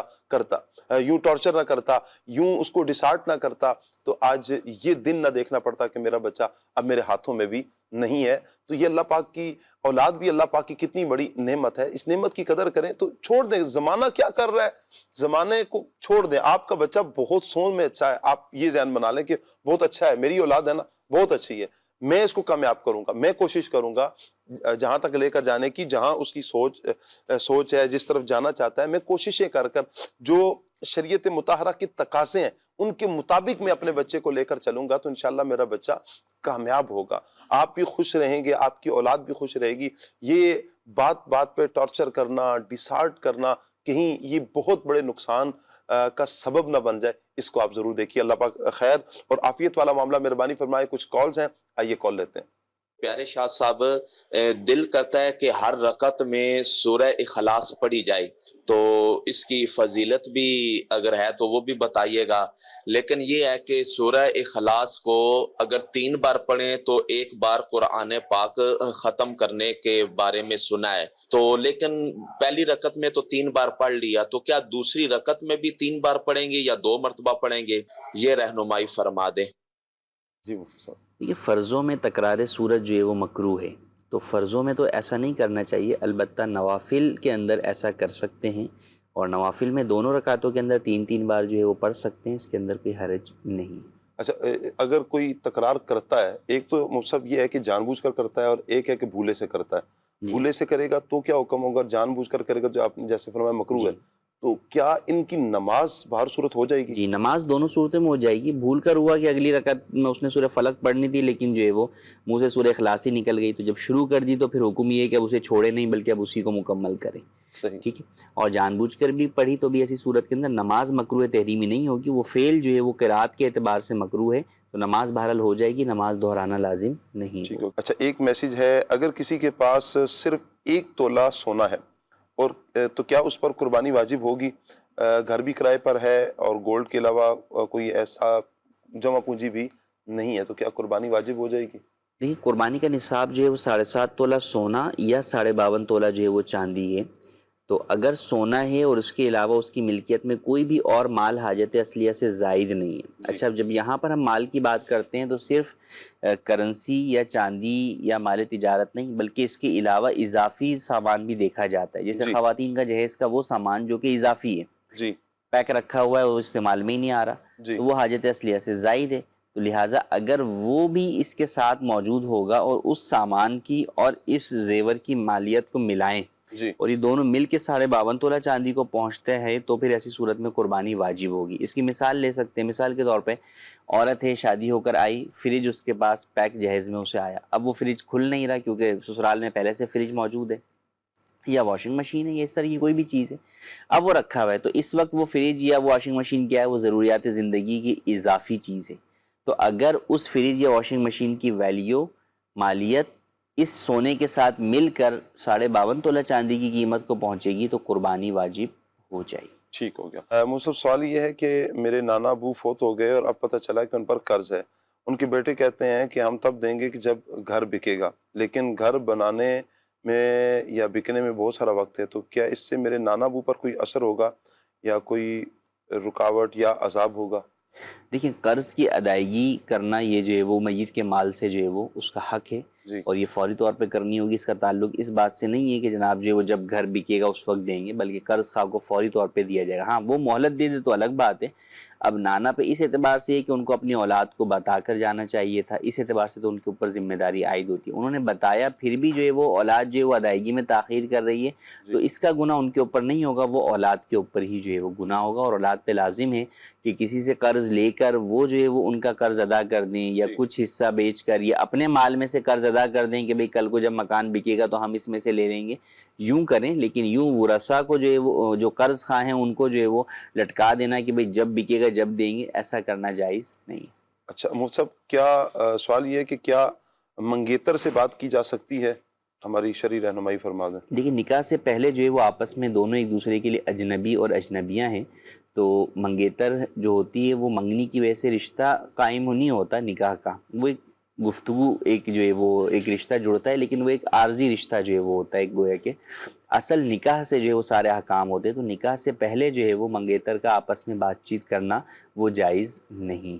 اچھا، یہیں پر مصعب ایک اور بات کی جاتی ہے کہ جہاں پر دیکھنے کی جہاں پر اجازت ہے، ایک مرتبہ آپ دیکھیں، تو کیا اس میں بھی ملاقات ہوگی، اس میں بات چیت ہوگی، اس میں خلوت میں جائیں گے، یعنی الگ میں ایک دوسرے کو دیکھیں گے، بات چیت کریں گے، یہ اس کی کیا؟ دیکھو، صرف ایک نظر دیکھنے کی حدیث پاک میں اجازت ہے، اور اس میں یہی ہے کہ وہ علیحدگی میں تنہائی میں نہیں دیکھا جائے گا، فیملی ممبرز کی موجودگی میں دیکھا جائے. جیسے لڑکا اپنی خواتین کی موجودگی میں جو ہے وہ لڑکی کو جو ہے وہ ایک نظر دیکھ لے.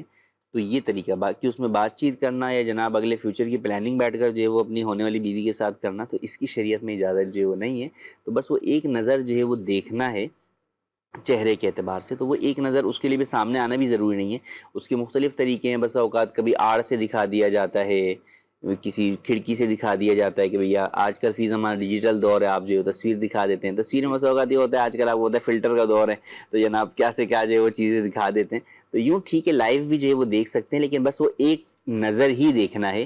اس کا تعلق جو ہے وہ گفتگو یا بات چیت یا آگے ان معاملات کے ساتھ نہیں ہے. اور تنہائی میں بہرحال یہ ملاقات ہرگز نہیں ہونی چاہیے کہ وہ جائز نہیں. کیا واش روم کے اندر واش روم کی دعا پڑھ سکتے ہیں؟ واش روم کے اندر جو ہے وہ نہیں پڑھ سکتے. واش روم کی جو ہے وہ دعا باہر جو ہے پڑھیں گے. اٹیچ بات ہے اس میں بھی نہیں پڑھ سکتے. بس اوقات جو ہے وہ باتھ روم اور ٹوائلٹ دونوں جو ہے وہ اٹیچ ہوتے ہیں اور ساتھ ہی ہوتے ہیں، اوپن ہوتے ہیں. ایک کے بیچ میں پراپر جو ہے وہ پارٹیشن ہے، پھر تو ٹھیک ہے. یا آپ کا وضو خانہ باہر ہے اور پراپر پارٹیشن ہے تو آپ وضو خانے کی جگہ پہ پڑھ سکتے ہیں. لیکن جہاں ایسا نہیں ہوتا، کامن ہوتا ہے، تو پھر وہاں پر آپ بالکل باہر سے دعا پڑھ کے اندر جائیں. صحیح. اچھا جی، میسج ہے: السلام علیکم یا سعیدی. جزاک اللہ جی، ماشاء اللہ. آج کا موضوع کامیابی کی رفتار بہت ہی خوبصورت انداز میں پیش کیا جا رہا ہے. اللہ پاک آپ کو، آپ کی پوری ٹیم کو مدینہ پاک کی بادب حاضری نصیب فرمائے، آمین. انہوں نے کلام سننا ہے: مجھے مدینے کی دو اجازت. نبی رحمت شفیع امت. غلام نبی بھائی ہیں، بہت شکریہ آپ کا جی. اچھا، ایک اور میسج ہے مفتی صاحب سے. سوال یہ ہے کہ کتنی گندم ہو تو عشر واجب ہوتا ہے؟ کیا 1 من گندم پر بھی عشر واجب ہوگا؟ 1 کلو پر بھی جو ہے وہ عشر جو ہے وہ واجب ہوگا. تو یہ جو نصاب کی ہم بات کرتے ہیں وہ زکوٰۃ میں، عشر میں نہیں. عشر کی جو بھی پیداوار ہوگی وہ تھوڑی سی ہو یا زیادہ ہو، اس کے اوپر جو ہے وہ عشر واجب ہوگا. جی. اچھا، ایک اور سوال ہے مفتی صاحب کہ جب والدین کی لڑائی ہو تو اولاد بولتی ہے ماں باپ کے آگے، تو بعد میں معافی مانگ لی جاتی ہے، تو کیا معافی مل جائے گی والدہ کا انتقال ہو گیا؟ دیکھیے اولاد کو بہرحال والدین کی لڑائی میں جو ہے وہ صلح صفائی کے لیے تو آنا چاہیے، لیکن کسی ایک کی فیور لیتے ہوئے دوسرے کے ساتھ جو ہے وہ سخت لہجہ اختیار کرنا یا جناب جو ہے وہ زبان درازی کرنا یا خدا نخواستہ بعض لوگ ہاتھا پائی تک جو ہے وہ آ جاتے ہیں، تو یہ کسی بھی صورت میں جائز نہیں ہے۔ وہ دونوں آپس میں میاں بیوی ہیں، ان کا آپس کا معاملہ ہے، لیکن اولاد کے لیے دونوں قابل احترام ہیں، تو اولاد کو صلح صفائی کے لیے تو سمجھانے کے طور پہ تو جائیں کہ ابو چلیں چھوڑیں اس معاملے کو، معاف کر دیں، امی آپ چھوڑیں اس معاملے کو، معاف کر دیں، یوں تو ٹھیک ہے، لیکن فیور لیں کہ نہیں ابو آپ نے بہت غلط کیا اور آپ نے یوں کیا وہ کیا، یہ نہیں۔ اولاً تو وہ سمجھیں گے نہیں آپ کی بات، دوسرا یہ کہ وہ ان کے حق میں یہ چیز کیا ہوگی، ان کو تکلیف پہنچانے والی ہوگی، اور قرآن میں جو ہے والدین کو اف تک کہنے سے منع کیا گیا، تو یقیناً یہ چیز ان کے لیے اف سے کہیں زیادہ جو ہے وہ بڑی چیز ہوگی۔ تو معمولی چیز بھی جو ان کو تکلیف پہنچائے، اگرچہ وہ اس کے اندر وہ غلطی پر ہوں، لیکن وہ ان کا آپس کا معاملہ ہے۔ جی، اولاد کو یہ حق نہیں ہے کہ وہ ان کی غلطی کے اوپر جو ہے وہ تنبیہ کرے یا ان کو جو ہے وہ اس چیز کا ایسا احساس دلائے کہ جو ان کو اولاد کے رویے سے تکلیف پہنچے۔ تو اس کے اندر بہرحال والدین کے ساتھ اگر زندگی میں ایسا ہوا ہے تو اب تو بہرحال اللہ کی بارگاہ میں سچی توبہ کریں اور والدین کے لیے کثرت سے استغفار کریں، والدین کے رشتہ داروں کے ساتھ، دوست احباب کے ساتھ حسن سلوک کریں کہ اس سے جو ہے وہ والد یا والدہ کو قبر کے اندر بھی خوشی ہوگی، تو یوں ایک بخشش کا ذریعہ بن سکتا ہے۔ اچھا مفتی صاحب، ایک سوال انہوں نے یہ کیا ہے، کہہ رہے ہیں جی مفتی صاحب سے یہ سوال ہے کہ نماز وطر میں سورہ ملانا لازمی ہے؟ اگر میں نے پہلے سورت پڑھ دی یا بعد میں سورت پڑھی ہے، یہ خیر مجھے سمجھنے بھی ان کا مشکل ہو رہا ہے۔ نماز وطر کی دیکھیں تینوں رکعتوں میں سورہ فاتحہ پڑھنا بھی واجب ہے اور اس کے ساتھ سورت ملانا بھی واجب ہے۔ جی، تو اگر کسی نے آگے پیچھے کر دی، سورت پہلے ملا لی فاتحہ بعد میں پڑھی، تو بھول کر ایسا ہوا تو نماز میں سجدہ سہو کر لے گا تو نماز ہو جائے گی۔ اسی طرح دعائے قنوت جو ہے وہ پڑھنی ہے، تو دعائے قنوت جو ہے وہ سورت کے بعد پڑھنی ہے۔ اگر کسی نے پہلے دعائے قنوت پڑھ لی بعد میں سورت پڑھی تو یہ بھی جائز نہیں ہے، اس سے وجہ سے بھی سجدہ سہو جو ہے اس کے اوپر لازم ہوگا۔ ایسا کمبل کہ جس پر جانور کی تصویر بنی ہو اسے مسجد میں لے جا سکتے ہیں؟ اولاً تو بچنا چاہیے ایسی کسی بھی چیز کے جو ہے وہ استعمال سے بھی اور جو ہے وہ اس کو لے جانے سے بھی، لیکن بہرحال اس کے اندر جو ہے وہ عام طور پہ جو کمبل ہوتا ہے وہ زینت کے طور پہ رکھا نہیں جاتا ہے کہ آپ جو ہے تعظیم کے طور پہ رکھے جا رہے ہیں، بلکہ وہ اوڑھا گیا ہے، وہ پیروں میں بھی جو ہے وہ آ رہا ہے، نیچے بھی آپ کے بدن کے آ رہا ہے، تو اس لیے اس کے اوپر کوئی حکم نہیں، ہاں مسجد کے اندر بہرحال لے جانے سے بچنا چاہیے۔ یہ احمد رضا بھائی ہیں، ہمیں فیس بک پہ میسج کر رہے ہیں، کہہ رہے ہیں کہ وطر میں دعائے قنوت پڑھنا بھول گیا اور ابھی سلام نہیں پھیرا، تو کیا سلام پھیرنے سے پہلے دعائے قنوت پڑھنے کے لیے میں آ جاؤں؟ دعائے قنوت جب آپ کی چھوٹ گئی تو اب آپ رکوع میں بھی چلے گئے تو آپ واپس پلٹ کے نہیں آ سکتے، اب آپ کے لیے حکم یہی ہے کہ آپ آخر میں سجدہ سہو کریں گے۔ یہ تو خیر سلام کا کہہ رہے ہیں کہ سلام سے میں واپس پلٹ کے آ جاؤں، اگر آپ نے صرف رکوع بھی کر لیا، آپ رکوع کے لیے جھک گئے، اب بھی آپ کو اجازت نہیں ہے کہ آپ واپس پلٹ کر آئیں، بلکہ حکم یہی ہے کہ آپ جو ہے وہ نماز کنٹینیو کریں اور آخر میں سجدہ سہو کر لیں، تو وہ سجدہ سہو جو ہے وہ اس دعائے قنوت کے ازالے کے لیے، اس غلطی کے ازالے کے لیے کافی ہو جائے گا۔ اچھا جی، بہت شکریہ مفتی صاحب، جزاک اللہ خیر۔ اللہ پاک آپ کو برکت عطا فرمائے، جزاکم اللہ فی الدارین۔ السلام علیکم ورحمۃ اللہ، جزاک اللہ، بہت شکریہ۔ انشاءاللہ عدنان شیخ صاحب ہمارے ساتھ ہوں گے جی، مرحبا کہتے ہیں عدنان بھائی کو، اللہ پاک برکت عطا فرمائے۔ مفتی صاحب کو ہم رخصت کریں گے اور عدنان بھائی انشاءاللہ ہمارے ساتھ ہوں گے۔ آپ کی کچھ فرمائش بھی آئی ہوئی ہیں، انشاءاللہ آپ کی فرمائش کو بھی ہم شامل سلسلہ کریں گے۔ السلام علیکم ورحمۃ اللہ وبرکاتہ۔ ماشاء اللہ، کیسے ہیں عدنان بھائی؟ ٹھیک ہیں، الحمدللہ رب العالمین۔ تشریف رکھیے۔ آئیے مدنی چینل کے ناظرین، کچھ کالز مزید ہیں، آپ کی کال لیتے ہیں جی، کال دیجیے۔ محمد احتشام اتاری خانے وال سے، سید صاحب آپ سے گزارش ہے فیملی کے لیے مدینے کی دعا فرما دیجیے، اور نعت خان بھائی سے گزارش ہے والی نعت سنا دیجیے۔ مدینہ مدینہ مدینہ مدینہ جب رنگ پر ہے بہار مدینہ، چلو مل کے کرتے ہیں ذکر مدینہ۔ جزاک اللہ خیر۔ آمین، بہت شکریہ آپ کا جی، خوش رہیں، آباد رہیں۔ اگلی کال لیتے ہیں۔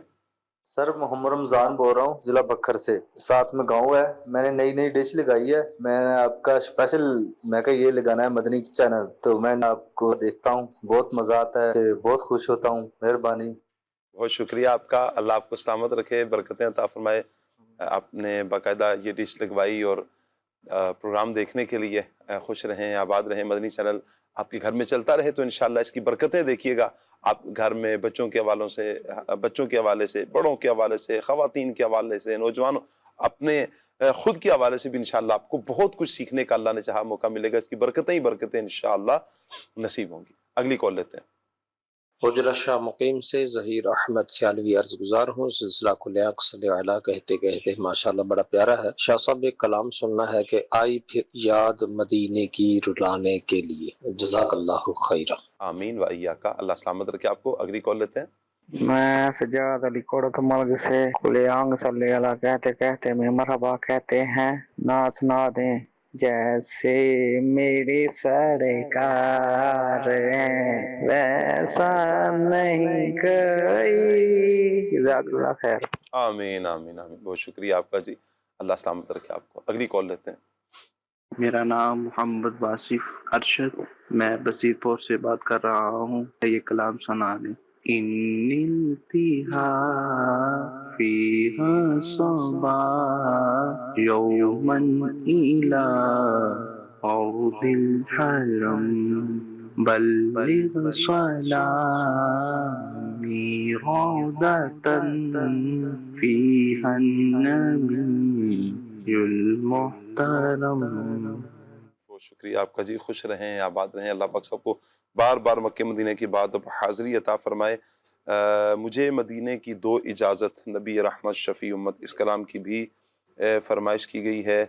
امنگے جوش پر آئیں ارادے گد آتے ہیں، اس کلام کی بھی فرمائش کی گئی ہے. احمد رضا بھائی بھی ہمارے ساتھ ہیں، شہزاد خان بھائی بھی ہمارے ساتھ ہیں، حوصلہ افزائی بھی کر رہے ہیں اور کچھ دعاؤں کے میسج بھی ہیں. اللہ پاک سب کو برکتیں عطا فرمائے، دونوں جہانوں کی بلائیاں عطا فرمائے.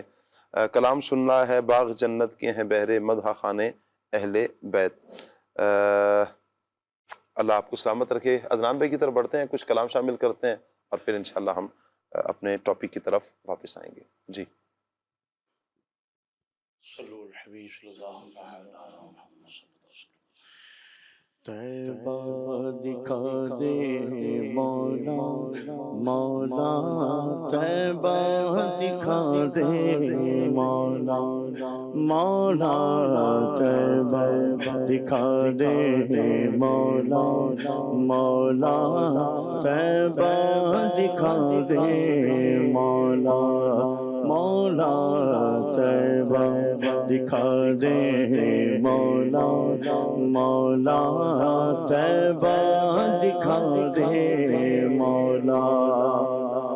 مدینہ مدینہ ہمارا مدینہ، ہمیں جان دل سے پیارا مدینہ، سہانا سہانا دلارا مدینہ، سہانا سہانا دلارا مدینہ، ہر عاشق کی آنکھوں کا تارا مدینہ، طیبہ دکھا دے مولا مولا، طیبہ دکھا دے مولا مولا، طیبہ دکھا دے مولا، سب کو طیبہ دکھا دے مولا.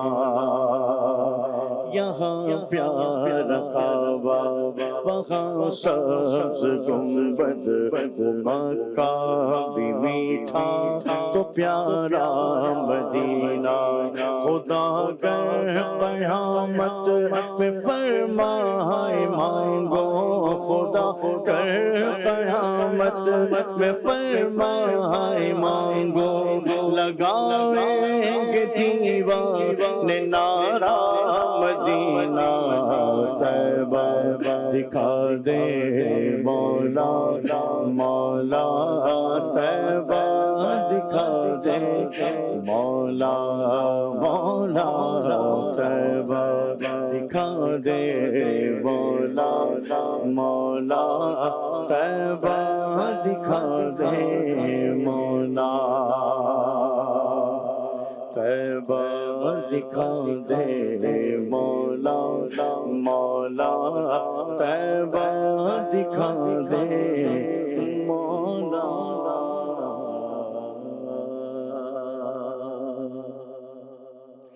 جیسے میرے سرکار ہیں ایسا نہیں کوئی کہیے جیسے میرے سرکار ہیں ایسا نہیں کوئی اب میری نگاہوں جچتا نہیں کوئی کہیے جیسے میرے سرکار ہیں ایسا نہیں کوئی اب میری نگاہ ہو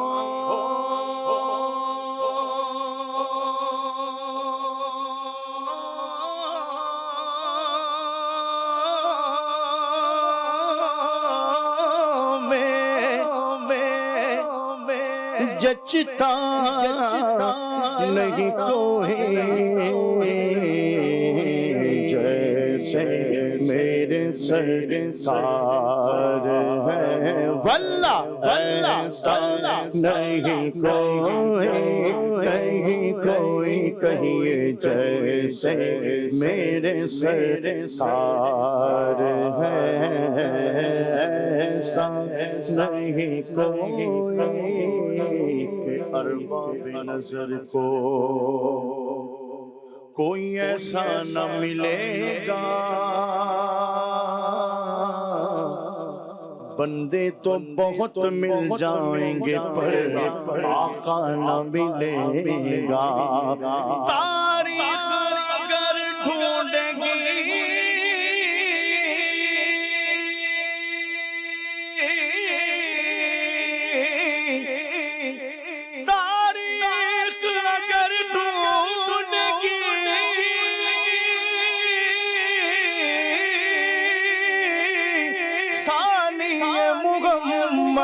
ثانی تو بڑی چیز ہے سایہ نہ ملے گا جیسے میرے سرکار ہیں ایسا نہیں کوئی جیسے میرے سرکار ہیں ایسا نہیں کوئی زمین و زمان تمہارے لیے مکین و مکان تمہارے لیے چنین و چنا تمہارے لیے بنے دو جہاں تمہارے لیے دہن میں زبان تمہارے لیے بغل میں ہے جا تمہارے لیے ہماری یہاں تمہارے لیے اٹھے بھی وہاں تمہارے لیے تمہاری چمک تمہاری دمک تمہاری جھلک تمہاری بہار زمین و فلک سمک میں سکا نشان تمہارے لیے جینا میں چمن چمن میں سمن سمن میں فبل میں دلہن سزائے میرا ایسے منل کے امن و امان تمہارے لیے خلیل و نجیب مسیح و صفی خلیل و نجیب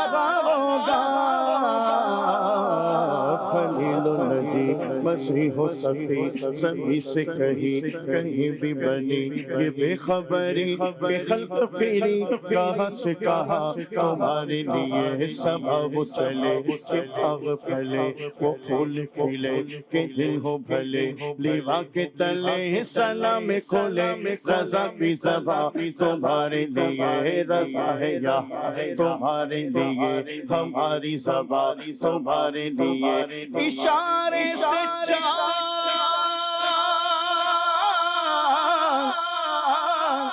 چیر دیا چھپے ہوئے خور کو پھیر لیا مرے ہوئے دل کو حسر کیا یہ تاب و توا تمہارے لیے جیسے میرے سرکار ہے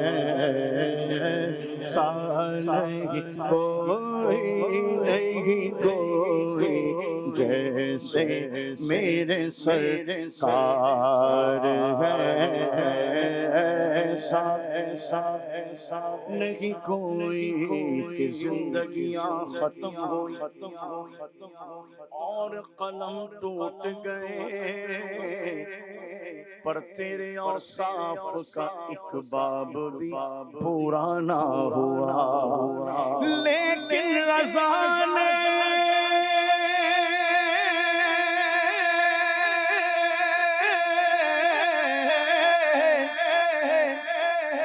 میں سخن اس پہ کہہ دیا کہ خالق کا بندہ خلق کا آقا کہوں تجھے جیسے میرے سرکار ہے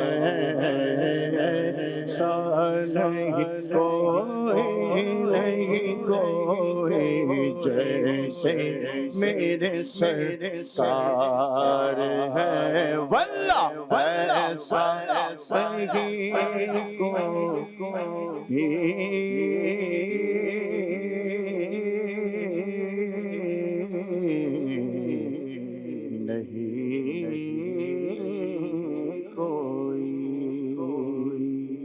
آئی پھر یاد مدینے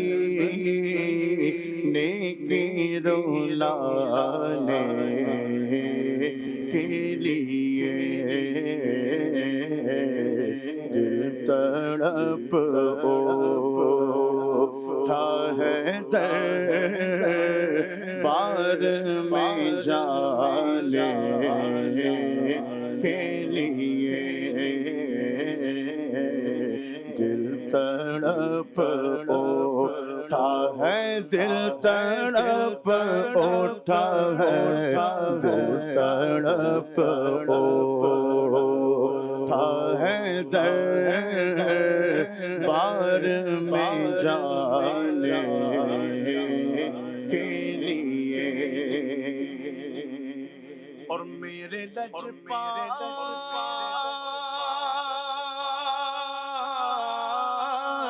نے رسوا نہ کبھی ہونے دیا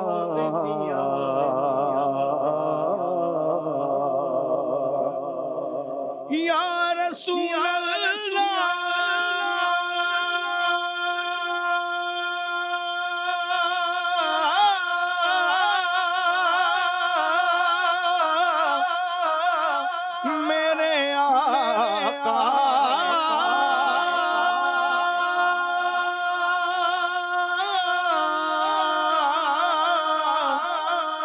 میرے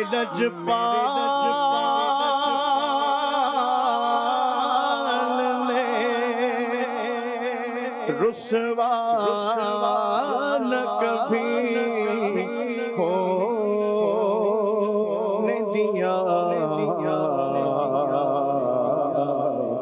جب پکارا ہے انہیں آئے ہیں بچانے کے لیے آئے ہیں بچانے کے لیے جب پکارا ہے انہیں آئے ہیں بچانے کے لیے دل تڑپ اٹھا ہے دربار میں جانے کے لیے اور تجھ سے بدکار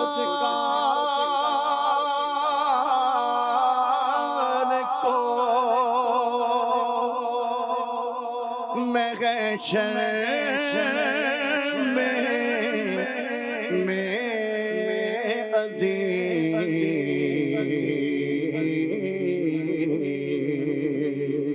مجھ سیاہ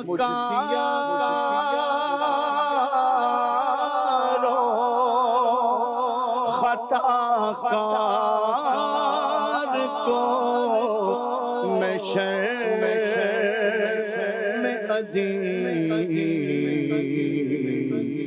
ہوں گے موجود وہ دامن میں چھپانے کے لیے محشر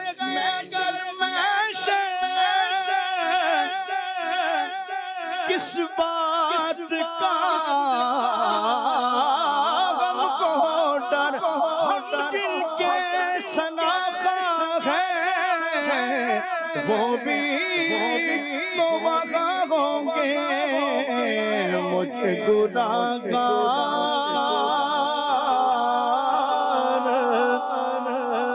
خطا کار کو محشر میں ہوں گے موجود وہ دامن میں چھپانے کے لیے ہوں گے موجود وہ دامن میں چھپانے کے لیے آئی پھر یاد مدینے کی رولانے کے لیے باغ جنت کے بہرے مدغ خانے اہل بیت باغ جنت کے بغیرے مدغ خانے اہل بیت باغ جنت کے بغیرے مدغ خانے اہل بیت تم کو مژدہ نار کا اے دشمنان اہل بیت تم کو مژدہ نار کا اے دشمنان اہل بیت ان کی پاکی کا خدا پاک کرتا ہے بیان ان کی پاکی کا خدا پاک کرتا ہے بیان آیا تطہیر سے ظاہر نشان اہل بیت آیا تطہیر سے ظاہر شان اہل بیت اور ان کے گھر میں بے اجازت جبرائیل آتے نہیں ان کے گھر میں بے اجازت جبرائیل آتے نہیں قدر والے جانتے ہیں قدر و شان اہل بیت قدر والے جانتے ہیں قدر و شان اہل بیت اپنا سودا بیچ کر بازار سونا کر گئے اپنا سودا بیچ کر بازار سونا کر گئے کون سی بستی بسائی تاجران اہل بیت، کون سی بستی بسائی تاجران اہل بیت، اور گھر لٹانا جان دینا کوئی تجھ سے سیکھ جائے، گھر لٹانا جان دینا کوئی تجھ سے سیکھ جائے، جان عالم ہو فدا اے خاندان اہل بیت، اور بے ادب گستاخ فرقے کو سنا دے اے غسل پہ،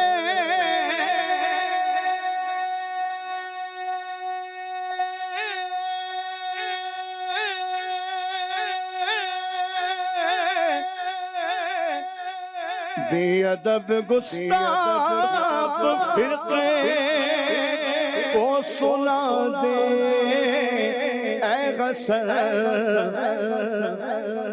یوں کہا کرتے ہیں سنی داستان اہل بیت، یوں کہا کرتے ہیں سنی داستان اہل بیت، تم کو مجدہ نار کا اے دشمن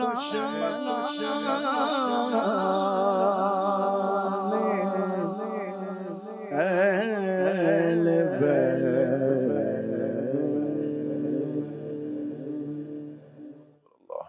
اللہ تعالیٰ اہل بیت اطہار کے مزارات پر انوار پر اپنی کروڑہ رحمتیں نازل فرمائے۔ صحابہ اور اہل بیت کی محبت اللہ کرے کہ ہمارے سینوں میں رچی رہے بسی رہے۔ انشاءاللہ صحابہ اور اہل بیت کی محبت اللہ نے چاہا ہمیں حضور کے قدموں تک پہنچائے گی، اور انشاءاللہ حضور کے دامن سے جڑ کر اللہ نے چاہا تو انشاءاللہ حضور کے پیچھے پیچھے انشاءاللہ جنت میں داخل ہو جائیں گے انشاءاللہ۔ پھول رحمت کے جڑیں گے، ہم اٹھاتے جائیں گے انشاءاللہ انشاءاللہ۔ اللہ تعالیٰ رحمت کی نظر فرمائے۔ مدنی چینل کے ناظرین، آج کا ہمارا ٹاپک کامیابی کی رفتار ہے۔ آخر میں ماجد بھائی کی طرف بڑھوں گا۔ ماجد بھائی، حقیقی کامیابی کیسے ممکن ہے؟ حقیقی کامیابی تو یہی ہے کہ ایک بندہ جو ہے وہ نجات پا کر جنت میں داخل ہو جائے۔ اصل کامیابی تو یہی ہے، اور پروگرام میں یہی ڈسکس ہوا۔ قرآن مجید فرقان حمید میں جگہ بہ جگہ اسی کامیابی کو حقیقی کامیابی قرار دیا گیا ہے، جیسا کہ ایک آیت مبارکہ ہے فَمَنْ زُحْزِحَ عَنِ النَّارِ وَأُدْخِلَ الْجَنَّةَ فَقَدْ فَازَ، اور جس کو آگ سے بچا لیا گیا اور جنت میں داخل کر دیا گیا تو وہی کامیاب ہو گیا۔ اسی طرح شاہ صاحب اگر ہم دیکھیں قرآن مجید فرقان حمید کے جو مضامین ہیں، جہاں پر اللہ تبارک و تعالیٰ نے فرمایا اولئک ھم المفلحون کہ یہی لوگ کامیاب ہیں، تو جو کامیاب لوگ تھے وہ وہی لوگ تھے کہ جو آخرت میں نجات پا گئے یا نجات پائیں گے اور جنت میں داخل ہو جائیں گے۔ لیکن حقیقی کامیابی تو یہی ہے کہ جنت میں داخلہ ہو جائے۔ جنت میں داخلہ ہونے کے لیے کامل کامیابی کی ضرورت ہے جی، یعنی ایک ہوتا ہے اصل کامیابی، اصل کامیابی تو داخلہ جنت ہے نا۔ ایک مومن کو یہ نصیب ہونا ہی ہونا ہے، جس کا ایمان پر خاتمہ ہوا وہ اصل کامیابی تو پا گیا۔ اصل کامیابی یہی ہے کہ اس کو آخرت میں اگرچہ عذاب نار کا اگر وہ حقدار ہوا بھی تو بھی اگر وہ اس کا خاتمہ ایمان پر ہوا تھا وہ جنت میں داخل کر دیا جائے گا۔ لیکن یہ ایمان پر خاتمہ ہونا کیا گارنٹیڈ ہے؟ یہ ہمیں غور کرنا چاہیے۔ تو اصل کامیابی کے لیے کامل فلاح جسے کہتے ہیں، کامل کامیابی یہ ضروری ہے۔ قرآن مجید فرقان حمید کی ایک آیت مبارکہ اس وقت مجھے یاد آئی کہ اولئک حزب اللہ الا ان حزب اللہ ھم المفلحون، کہ یہ اللہ تبارک و تعالیٰ کا گروہ ہے، اور سن لو کہ اللہ تبارک و تعالیٰ کا گروہ ہی یہ کامیاب لوگ ہیں۔ تو پیچھے جو بات چل رہی تھی یہ کن کو فرمایا گیا؟ فرمایا گیا لا تجد قوما یؤمنون باللہ والیوم الآخر یوادون من حاد اللہ ورسولہ وَلَوْ كَانُوا آبَاءَهُمْ أَوْ أَبْنَاءَهُمْ أَوْ إِخْوَانَهُمْ أَوْ عَشِيرَتَهُمْ، کہ تم اللہ اور اس کے رسول پر ایمان رکھنے والے اور آخرت پر ایمان لانے والوں کو ایسا نہیں پاؤ گے کہ وہ اللہ اور اس کے رسول کی مخالفت کرنے والوں سے محبت رکھیں. جی، یعنی اللہ اور اس کے رسول سے جو مخالفت رکھتے ہیں تم ایمان والوں کو ایسا نہیں پاؤ گے کہ وہ ان سے محبت رکھیں گے. پھر فرمایا گیا اگرچہ وہ ان کے باپ ہوں، اگرچہ وہ ان کے بھائی ہوں، اگرچہ وہ ان کے کنبے کے لوگ ہوں. پھر آخر میں اللہ تبارک و تعالیٰ نے فرمایا الا ان حزب اللہ هم المفلحون، کہ اللہ تبارک و تعالیٰ کا گروہ ہے یہی کامیاب ہیں. اسی طرح صحابہ کا ذکر ہوا اولئک علی ھدی من ربہم واولئک هم المفلحون، جگہ بجگہ مفلحون سے کامیابی کو قرار دیا گیا. تو ہم سمجھانے کا مقصد یہ ہے کہ اصل کامیابی کے لیے جو دیگر متعلقات ہیں ان کو فالو کریں، ہم اس راستے پر چلیں، تقوی اختیار کریں تو حقیقی کامیابی کا حصول ممکن ہو. کیا بات ہے. بخاری شریف کی ایک حدیث مبارکہ ہے، حضرت ابو ہریرہ رضی اللہ تعالیٰ عنہ سے روایت ہے، آپ فرماتے ہیں کہ نبی کریم صلی اللہ علیہ وآلہ وسلم نے ارشاد فرمایا کل امتی یدخلون الجنت الا من ابا. حضور فرماتے ہیں کہ میری ساری امت جنت میں داخل ہوگی سوائے منکر کے، منکر داخل میں نہیں ہوگا. وَمَن قِيلَ وَمَن يَأْبَى یا رسول اللہ صلی اللہ علیہ وسلم، صحابہ کرام نے عرض کیا یا رسول اللہ یہ منکر کون ہے؟ اب نبی کریم علیہ السلام نے کیا فرمایا؟ قال من اطاعنی دخل الجنہ ومن عصانی فقد ابا. فرمایا حضور نے کہ جس نے میری اطاعت کی وہ جنت میں داخل ہو جائے گا اور جس نے میری نافرمانی کی وہ منکر ہوا. اللہ اکبر. ہمیں پیارے آقا صلی اللہ علیہ وآلہ وسلم کی اتباع کرنی ہے، اطاعت کرنی ہے. یقیناً اللہ اور اس کے رسول کی اطاعت میں ہی حقیقی کامیابی ہے، اور ہماری کامیابی کی یہ رفتار ایسی تیز ہونی چاہیے کہ ہم جنت کی طرف تیزی کے ساتھ بڑھنے والے اعمال کریں. وہ اعمال، ان اعمال کی طرف ہم عجلت کریں، جلدی کریں کہ جو اعمال ہمیں جنت کی طرف لے کر جانے والے ہیں. ہماری رفتار میں یقیناً کمی آنی چاہیے، بلکہ ختم ہو جانی چاہیے ہماری رفتار جو ہمیں جہنم کی طرف لے کر جانے والے اعمال ہیں. تو حقیقی کامیابی تو یہی ہے کہ ایک بندہ مومن دنیا میں بھی اچھی زندگی گزارتا ہے، بھلائیوں کے ساتھ رہتا ہے، آخرت میں بھی جنت کو پا لیتا ہے. تو ہمیں اپنے وہ اعمال کہ جو ہمیں جنت کی طرف لے کر جانے والے ہیں ان اعمال کو بجا لانا ہے. اللہ مجھے، آپ کو، ہم سب کو اچھے اعمال بجا لانے کی توفیق عطا فرمائے. آمین بجاہ خاتم النبیین صلی اللہ علیہ وآلہ وسلم. سبحانک اللہم وبحمدک اشہد ان لا الہ الا انت استغفرک واتوب الیک. بڑھتے ہیں صلاۃ والسلام کی طرف. یا شفیع الورا سلام علیک یا نبی الہدا، سلام علی خاتم الانبیاء، سلام علی سید الاصفیاء، سلام علی خاتم الانبیاء، سلام علی سید الاصفیاء، سلام علی. اشفعی یا حبیبی یوم الجزاء،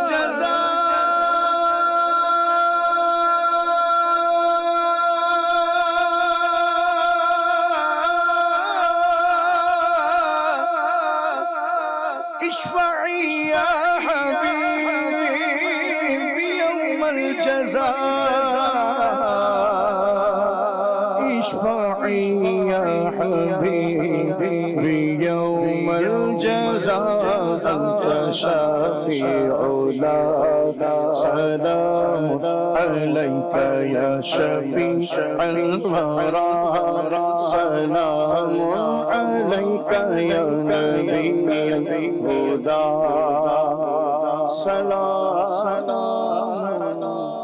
علیک.